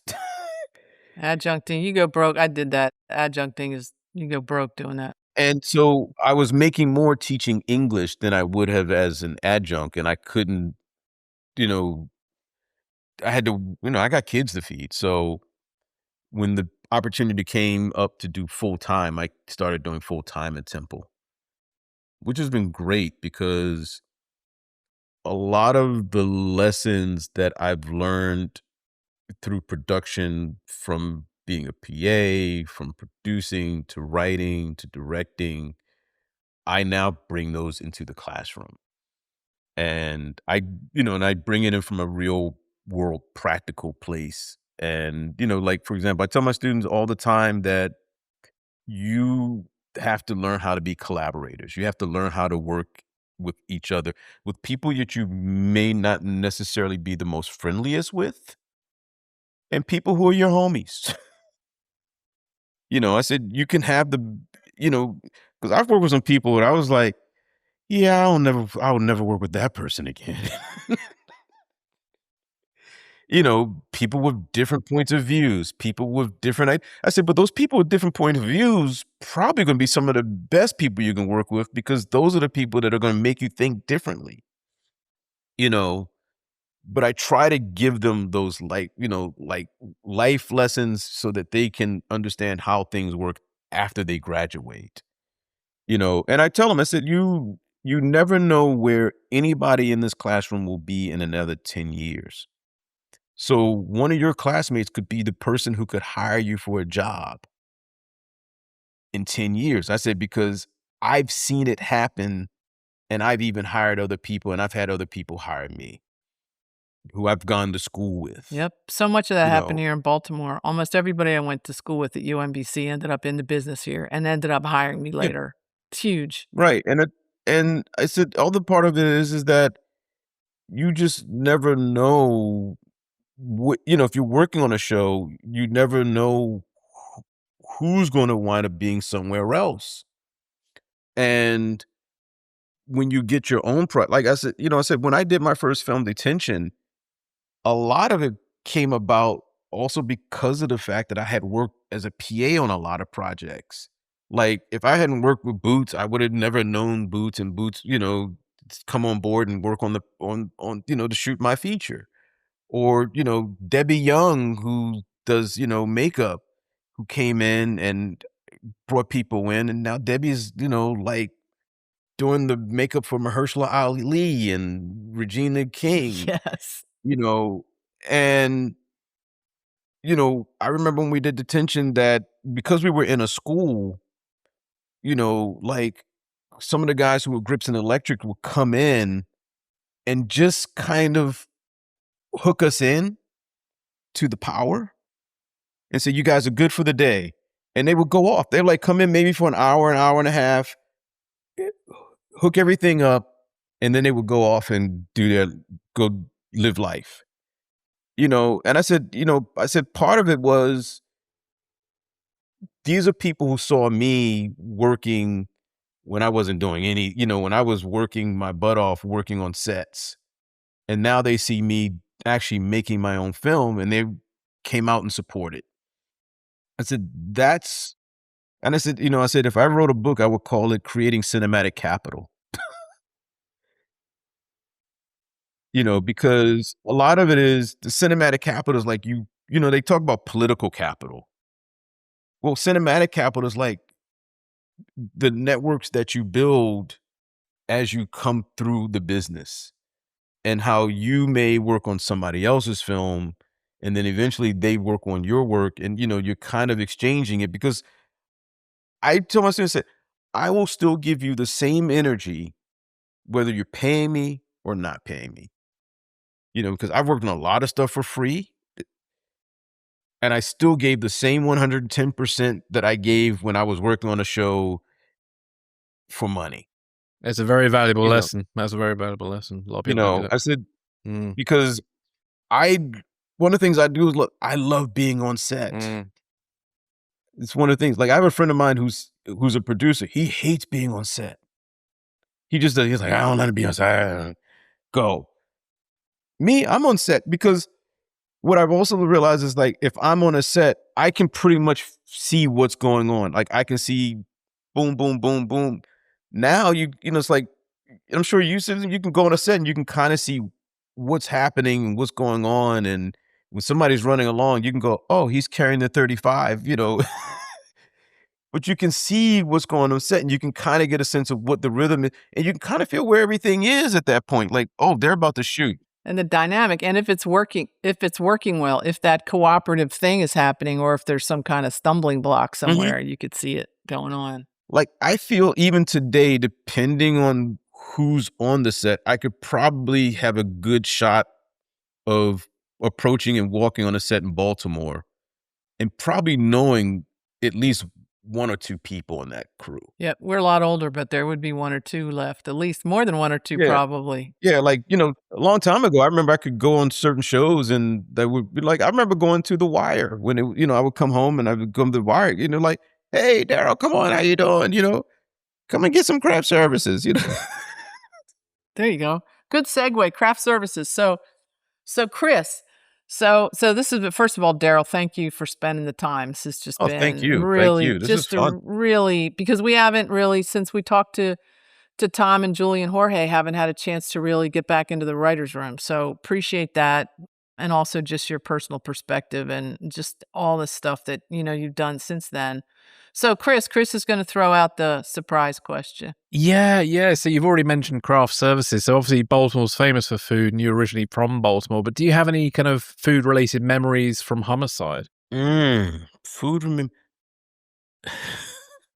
tapioca pudding. Really? It was a Sue Gotchel who was doing craft services at the time. Yes. I remember one time I was at the craft service table and I was like, I said, Sue, is there any way you can get tapioca pudding? And she says, I don't know, maybe. And I think like the next day or the next week she had it on the table. Like, it was like, I was like, oh, thank you so much. So that's a thing for you. A lot of people don't even know what that is. So that's something, did you grow up with it? Yeah, I just grew up with it. And it's just one of those little things. I was like, tapioca pudding. Yeah. I remember having that. But my mom always had it in the cabinet. I don't know how much we ate it, but it was there. Yeah. For sure. And Susan was great. Susan was, Susan probably the best craft service person I ever worked with. I mean, she just was really good at the job. And it sounds like an inconsequential job, but craft service is integral to having a happy set. Yeah. Because it's too stressful of a job and the hours are too long not to be able to have a little break and have something to keep you going. And she just always, she had fresh fruit. She had like mangoes and papayas. Mhm. And, but I mean, she really did a great job Yeah. at it. Tapioca pudding. I love that. You are the first person who said that. Hope she's doing well. Yeah. Well, this has been great. So, Chris, how are we doing? Are we good? We are pretty much good, unless there's anything else that you want to add, Darryl, before we wrap up today. Yeah. You want to add anything, Darryl? Outside of teaching, I'm still making films. I'm working now on my next film. It's called Polaris. Oh, nice. It's a love story set between Baltimore and Japan. So hopefully we push back the date to 2027 summer. So hopefully next year we will, as soon as because we got to get the financing. There's always, if there's anybody out there that has financing. Do you have a GoFundMe page? Do you have like a crowdsourcing or anything? We actually did a Kickstarter campaign that was really successful. We also had a grant from the United States Japan Foundation. And so now we're just actually looking for funding to make the film. Like the lead actor's on board, really, really talented guy, Okiriete Onaldawan. He was actually part of the original cast of Hamilton and was on Station 19 and American Fiction. Speaking of Jeffrey Wright. Wow, American Fiction. Oh, I love that. That movie should have won Best Picture that year because it was the best picture that year. It was a great film. We just watched it for a class I was teaching here in Japan. Because Jeffrey Wright's performance in that is just, and Sterling K. Brown. Oh, the writing and the performances in that movie are like just as good as Homicide. Yeah. And so that's the thing I'm working on now, is trying to get this project off the ground. And, because part of it is also bringing another film, even if it's for a few days, back home into Baltimore. And then the rest of the story actually takes place here in Japan. So it's kind of going to bridge Baltimore and Japan, my two home worlds. That sounds brilliant. Well, keep us posted and please send us links or anything we can share to help with financing, etc. And yes, we'll definitely plug you and tell people to throw some money at you. And also, if you're here in town shooting, let me know. Maybe I can come down to the set and do a little, digital video, digital recorder, and hang out at the Daily Grind or something. That's right. Get a granita with you. But yeah, and I'm just still writing. Like I just finished writing a new screenplay with my students. Like it's actually another Baltimore story, but it's interesting because it's like, speaking of American Fiction, I say this story because it takes place in Baltimore. It's set in the world of a dealer, but it ain't The Wire. And I always say, this is probably going to be my Johnny Walker Red script. Nice. Oh, interesting. If you remember American Fiction, there was Johnny Walker Red, Johnny Walker Blue, Johnny Walker Black. I've written a lot of stuff that I think is probably Johnny Walker Black. This probably is going to be my closest to Johnny Walker Red. Yay. Well, you keep us posted, let us know, and would love to visit. Well, I said, if anything ever, like if somebody winds up taking that particular script and we wind up actually figuring out how we can get it made, I'm just going to post a picture of me and a bottle of Johnny Walker Red. And those who know will know why I'm posting that. That's great. I love it. Name the production company that, shouldn't you? Like Johnny Walker Red, JWR. Yeah. But Productions. but right now I'm really working on trying to get the Polaris project off the ground, because I think, it's a really special love story, and, wanting to try to tell a story that, it kind of goes back to the idea of showing characters, especially, African-American men who are vulnerable, and things that you really rarely ever see on screen film. And, the idea of finding your voice. Like, this story is definitely my voice in telling a story about a guy who, is a chef, and he's a chef who loses his sense of taste. And, how do you move forward when you've lost everything that's important to you? And he comes to Japan to fulfill his father's final wish. And, from there he finds, something new in terms of life and moving forward. You know who would have liked that? Anthony Bourdain. That sounds like a very Mhm. Bourdain kind of thing. That That's sounds brilliant. great. And they're making That a sounds really cool. biopic about him.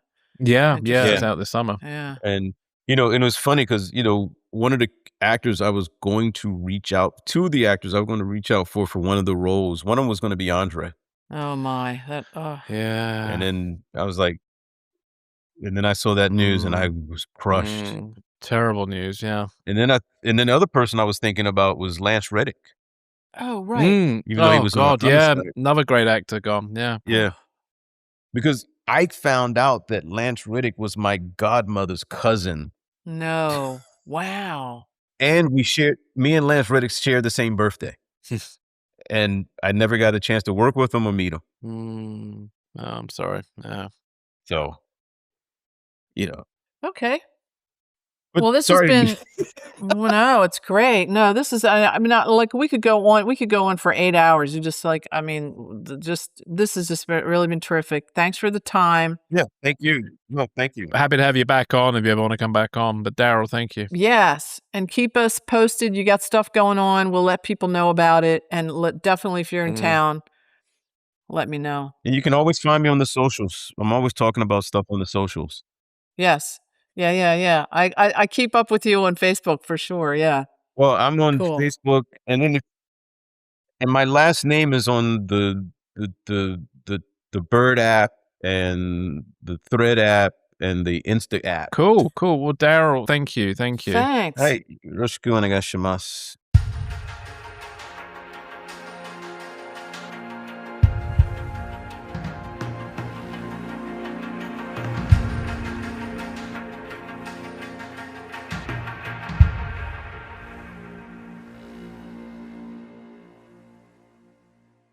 So that was Darryl, and what an interview that was. I thoroughly enjoyed that. Susan, anything stand out for you?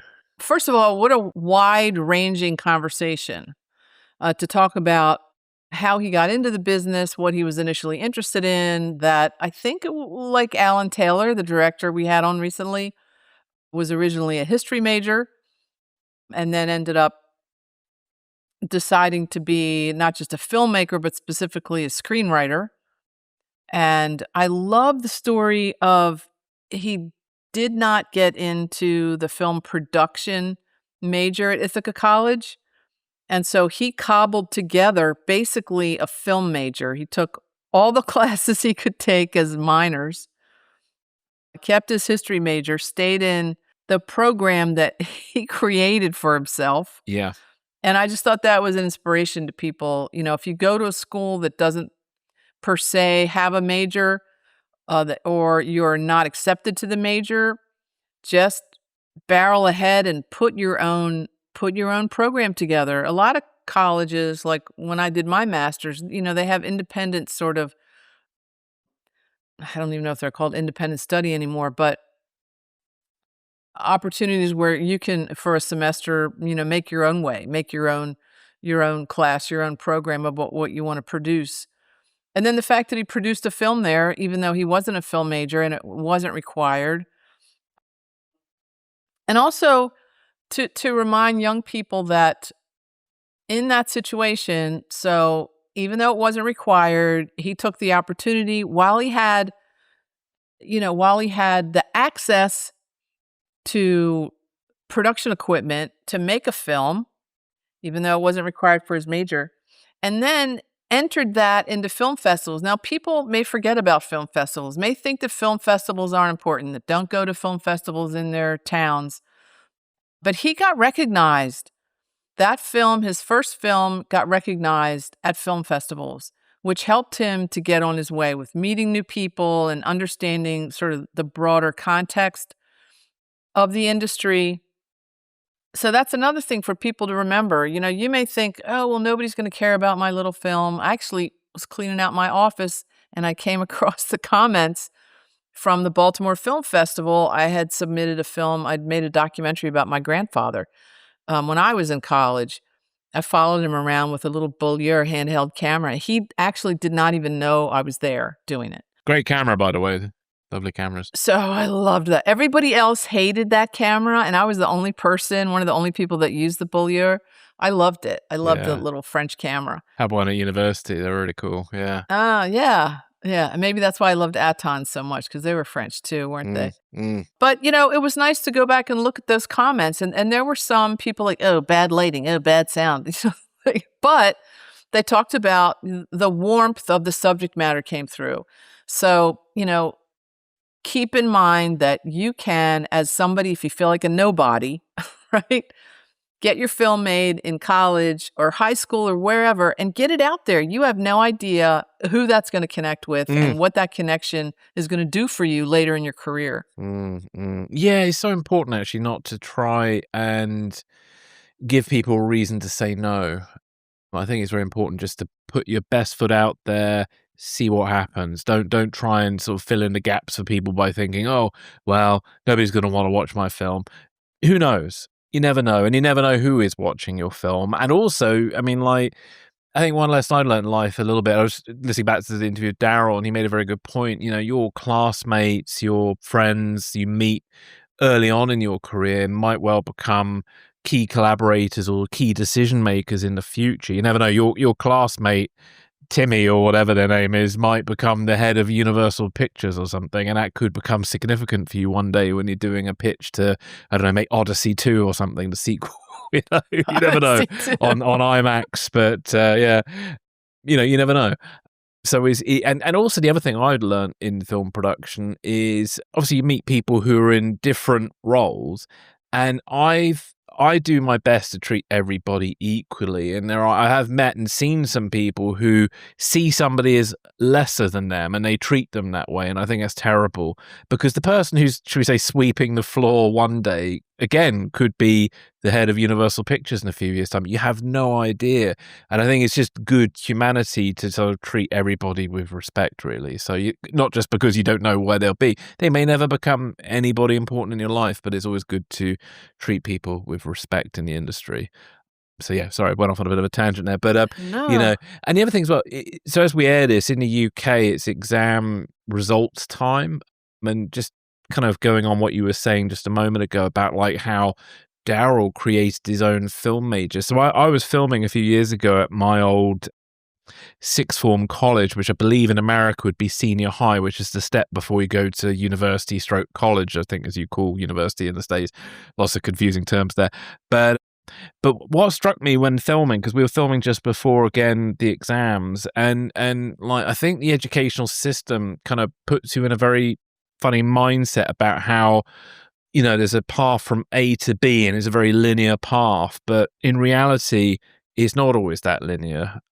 And like with what Darryl did, he didn't get on the program he wanted to do. So rather than giving up and taking it as a failure or, the system saying, "Oh, I'm not cut out for this," he worked around it. And in fact, by taking his history major like he did, in a way, it actually, as he put it, it improved his writing. It improved his writing. It gave him a depth of knowledge about how to research things, understand historical and factual context, and that totally informed an episode of Homicide that he wrote, Sins of the Father, which we talk about. And he didn't know that when he was studying at Ithaca, did he, as a student? But over time, these things happen. So, so don't. If you're listening to this and you kind of like maybe haven't had the exam results you want, don't fret, because there's always another way. If you really want to do something, you can always find a way to do it. And some of the most successful film directors never even actually formally studied film, like Christopher Nolan, who I was sort of joking about a moment ago of Odyssey. I mean, he actually studied English literature and did a similar thing to Darryl, where he did films as a kind of minor on his course and got access to equipment and did things in his weekend and in his spare time. I mean, I remember when I got started, I was working at a startup production company, and I had to do a part-time job as well. So on my part-time job, on my lunch break, I was like producing music videos via phone, sorting things out, and then selling phones during the day. And then in the evening, kind of carrying on with this thing. And then in my days when I wasn't working in the phone shop, I was actually, at this production company. So it was all pretty crazy. But you can kind of get away with that stuff in your 20s. By the time you're going to get to your late 30s and 40s, it gets a bit exhausting, but you can still do it in your 40s or 50s. Do it, as long as you have that ambition, you can kind of do whatever you want, really. It just might take a bit longer than you expected. Yeah. Yeah, and I'd piggyback off that, what you said about the people that you go to school with might end up being people that can hire you later or, colleagues in the industry. And I would say they will. Some of them absolutely will be people out there in the industry.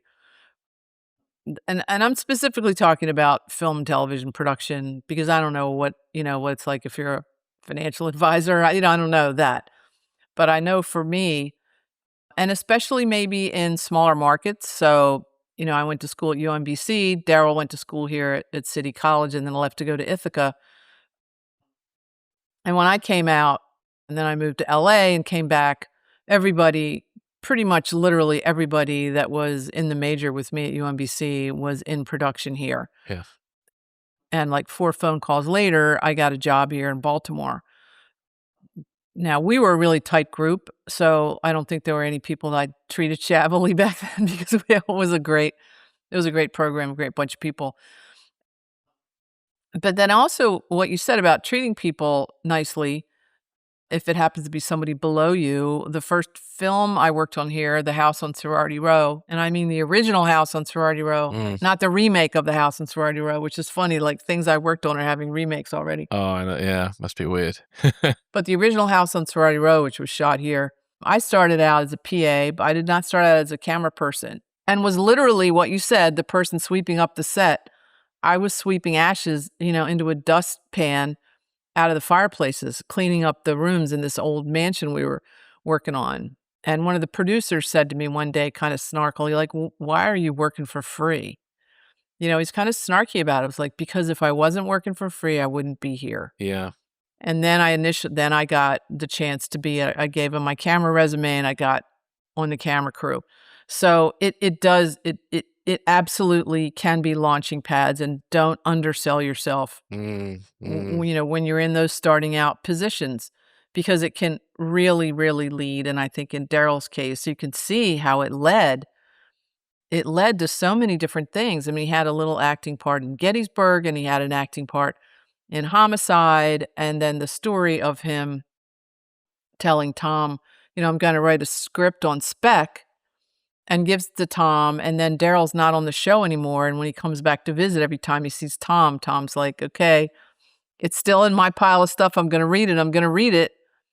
And then when he reads it, he doesn't just, and I love that because it's so true, because we undersell ourselves. Darryl was like, I was only expecting like, hey, a little direction. This part's good. This part's not. Rewrite this.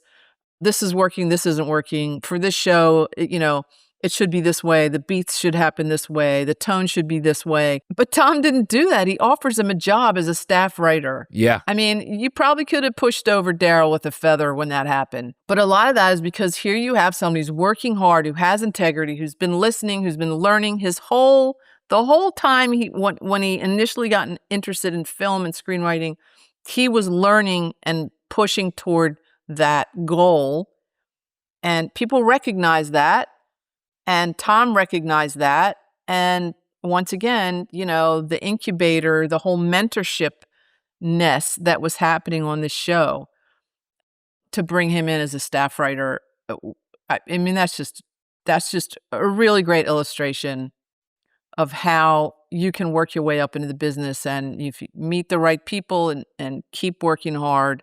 Now, obviously, it doesn't happen for everyone, but I know for many people I know it did, because we had the passion to just forge ahead, even when, people might doubt that we would be able to do what we wanted to do. Yeah.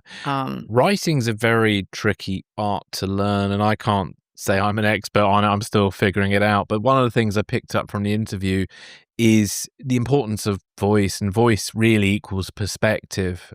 In my view, is sort of like your thoughts and feelings on something, and it's informed. And I think Darryl's script, if I remember correctly, was sort of based on some early experiences of his own, and that's sort of why it appealed to Tom. Whilst it can be very easy to just, the mistake I think a lot of maybe young writers make is, we read all these books about screenwriting and they claim that by page 15 something's got to happen, and by page 38 this is going to happen. And again, it's just like, from what I'm finding from my journey in writing, it's not quite as straightforward as that. I know in TV there are certain structures that you got to get to certain ad breaks and things like that. That's slightly different, I suppose. But you be careful about so-called rules of screenwriting because it can lead to some very generic stuff. I think really the best writing comes from sincerity and perspective and sort of knowing something about something and using that as a gateway, which is what Darryl kind of did with Sins of the Father. You know, he used historical research to kind of inform this sort of fictional story that led to being a very interesting and very relevant episode to Homicide that's still relevant now, you know. So interesting. And the number one rule to writing, he said, was don't be boring. So take that with you. Take that with you. I'm still learning that one. Yeah, and that he went while he was still in college, he went to one of his writing professors and said, I want to write a screenplay. And they were sort of poo-pooed. He was sort of poo-pooed, you know, as screenwriting not being a legitimate form of, you know, whatever, artistic or creative writing. And, you know, and he convinced his professor by saying, look, there's drama, there's character development, there's, you know, all the things that you have in a novel, you know, totally. or other kinds of writing are there. And you know, that he looked at it from that perspective and then was able to do that and, you know, wrote his screenplay and made his film.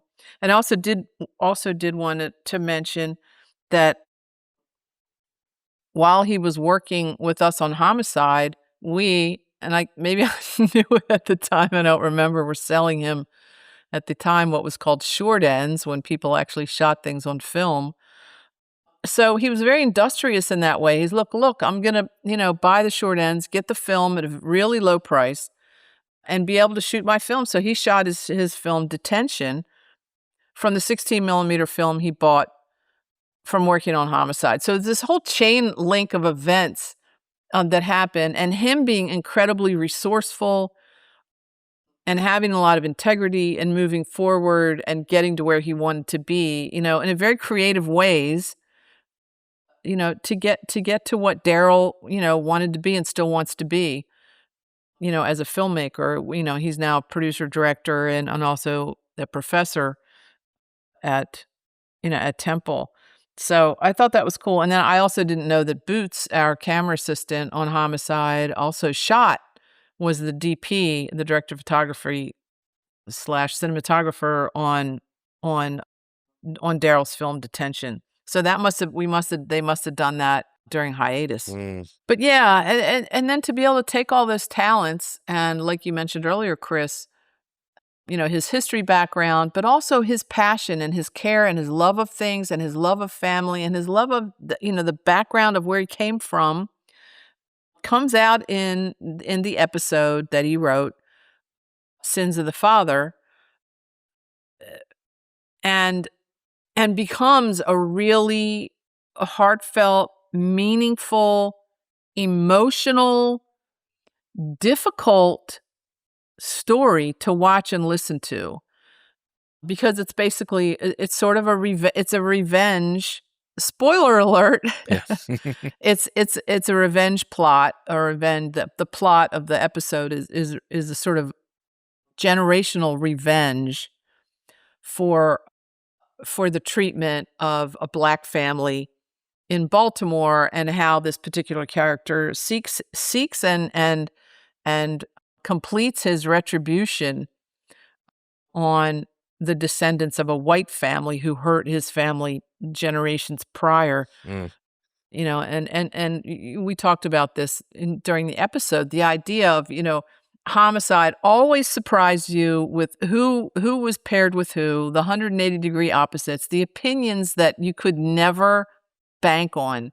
You could never bank that one of the characters was stereotypically going to react to something in a way you would expect him to because they were white or Black or whatever their background was. Yeah, no, but this episode in particular is so good at illustrating that. It's brilliant. Yeah, such a good bit of writing. Yeah. So I would tell everybody, go watch get on Peacock and go watch Sins of the Father. You can't now. It's already over. You have to look at the schedule on Charge and wait for it to come up there, or go on Amazon. But yeah, or is Charge showing them in actual chronological order? It appears to be. So from looking at Charge today, so by the time this episode comes out, I think they'll be on about somewhere between through season 3. But just looking at it today, they were just going back into season 2, and it appeared to be in chronological order, or at least in order of transmission. Right. Yeah, keep your eye out for that, or jump over to Amazon. Not that I'm plugging Amazon, but go. I think $1.99 an episode, and take a look at that after you listen to to Darryl's story. I think it's really interesting. Fun Amazon fact for me: my first ever purchase on Amazon was David Simon's Homicide, and it's funny. I went into my history not long ago, and there it is. Oh my gosh, it's in your history after all those years. Yeah. Wow. It is in my history from the summer of 2001. So it was even prior to 9/11 I purchased that book. Can you And imagine? the world has changed a lot since I read that book. It was funny because I can't remember who it was we were talking to. I think it must have been our next interview. We were talking about when you read the book, and I only read the book after watching the show. And it's funny how when reading the book, you see how much of series 1 is virtually verbatim taken from the book itself. It's quite funny. Gosh, yeah. In places, yeah. But anyway, it's a whole other topic for another time. They really... So great interview, really. I thought a really good interview. Terrific career path, a terrific inspiration for anybody listening. Because of course now you don't have to buy short ends from the production you're working on. You go shoot something on your phone. Yeah, or have a digital memory card like that for your camera. But yeah. So let's wrap up, Susan. So you had some little thing you wanted to mention about. You had you were doing a clear out and you found an article in the Baltimore Sun, didn't you? Yeah, I found a Baltimore Sun article titled "Homicide Actors Deliver an Arresting Performance. Shoplift Suspect Surrenders to Pair Portraying Officers." And so this story has been retold and told and retold. I just wanted to confirm that according to Richard Irwin, who wrote the original piece in the Sun, the guy that shoplifted around the corner at the convenience store was carrying $100 worth of Polaroid film, which I think is really funny that he's stealing film and runs onto a film set. But this is the story about the guy who runs onto the film set. And just to confirm, it was Richard Belzer and Clark Johnson who were standing over a perp with their fake guns drawn, for the scene. And this guy who actually just committed a crime runs around the corner and up the alley and basically stops and gives up. He stops and says, "Oh no," and dropped his bags. So that was a confirmation on where it was and what it was, and that he was carrying film. If the thief is out there somehow listening to this, or anybody knows him, I'd love to hear from him and get his side of the story. That would be fun. See if he's become a fan of the show since then. Mm-hmm. Note to thieves: know who your local fictional detectives are. And then we were talking, it says, after wrapping up the arrest scene, Belzer, Johnson, and the crew moved to railroad tracks next to Pennsylvania Station, where they filmed another scene. And then we were trying to figure out which episode that was, where they're chasing the perp who was hiding out in a room off of, like a maintenance room, because a friend set him up there. But then he disappears. And then also this little tidbit at the very end of this article says, yesterday was the second time the TV show played a role in an arrest. Last spring, a purse snatch suspect was arrested by city police providing security when he ran onto the set on South Broadway in Fells Point. So that might be the wise differing stories. Then there's been two incidents. Said Jeff Gordon, an assistant prop manager. So that may have happened sort of not. He didn't run into where we were shooting, but sort of ran onto the cordoned off area of the set, and one of our off-duty cops working as security, or one of our security guards. But and that says according to Jeff Gordon. So Jeff Gordon, if you're out there, I know you're out there, confirm that. Yeah. And then the other little thing I found, it's amazing the things you find when you clean out your office, is a photocopied little handwritten note from Barry Levinson. It has a staple mark in it, so I assume it was stapled to our call sheet. And I can't tell you, I wish, when you're saving stuff, write the date on it, because I don't know the date of the Sun article unless I look it up online. And I don't know the date of this, but this is a lovely note. And so it's on Barry Levinson's stationery, and it says, "Cast and crew. It's obviously a big question mark when it comes to the time slots, the rating points, the demographics, and the network stats. But there is no question about the quality of the work. Everyone can be proud of that. It doesn't happen very often that the writing, the directing, the acting, and all the technical aspects come together. That is a great accomplishment. So whatever the numbers, you've won. Signed, Barry Levinson. So that was a nice little shot in the arm, I think, for the crew. And who knows at what point. We were always worried about ratings. We were always worried about whether we were getting picked up. And I don't know if anybody out there knows at what point, maybe somebody in the production office might know, was that at one point where the axe was hanging over our necks, or was it just early on when we were fighting for ratings? I don't know. But that's just a lovely note from, the co-creator of the show, who is telling everybody what a great job we're doing, regardless of whether we're getting, industry recognition for it. Of course, we did get critical acclaim. We just never got the numbers. And who was it that pointed out, John Seda or somebody pointed out, but yeah, we were still on for 7 seasons. It wasn't a 1 or 2 season pop. We managed to hang on there. Yeah. In this day and age, it would have, unfortunately, like the way Netflix runs things, a show like this probably would have been cancelled by season 2. And it's so sad because a lot of shows are just not given that room to breathe unless it's so critically acclaimed that somehow it makes the right people look good.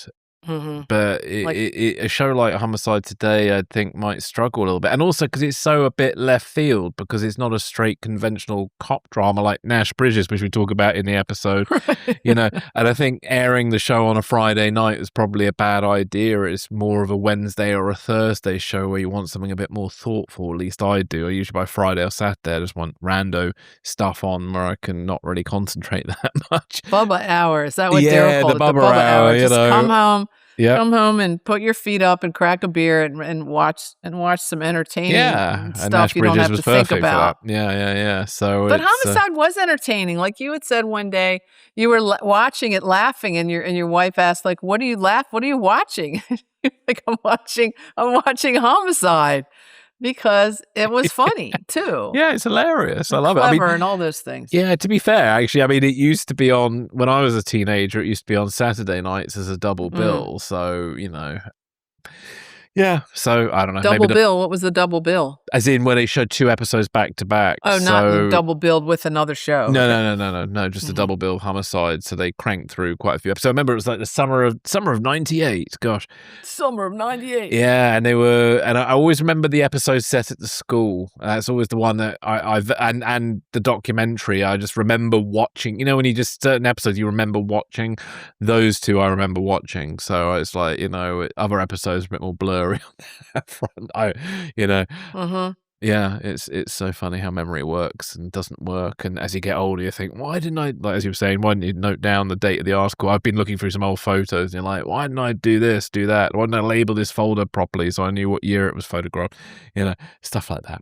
So there we are. So messages to your future selves, label things properly. Well, I think on that note, I think we should wrap up. But is there anything else you'd like to add, Susan? No, terrific. Thanks again to Darryl. And hopefully we will have him on again. And to everyone out there, keep listening. And also to all our guests that I assume some of our guests, our former guests, listen occasionally, to let us know when they have new projects going on and new things happening. Yes, keep us posted. That we can mention and point people to. Yeah, totally. Because, it's nice to see when actors from Homicide or in other shows. I've certainly seen Reed Diamond's popped up in quite a few things over the years. You see various people. I was just watching an old episode of The Equalizer and John Polito was in it. So I'm like, oh, wow.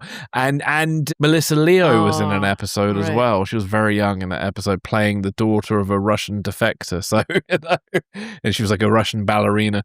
So, you never know where you spot people. You don't. And I was actually watching a different Western last night called Reprisal, which was a terribly cheap B-Western, but was very socially conscious about Native Americans, even though there were no Native Americans in it, that they were all played by white people.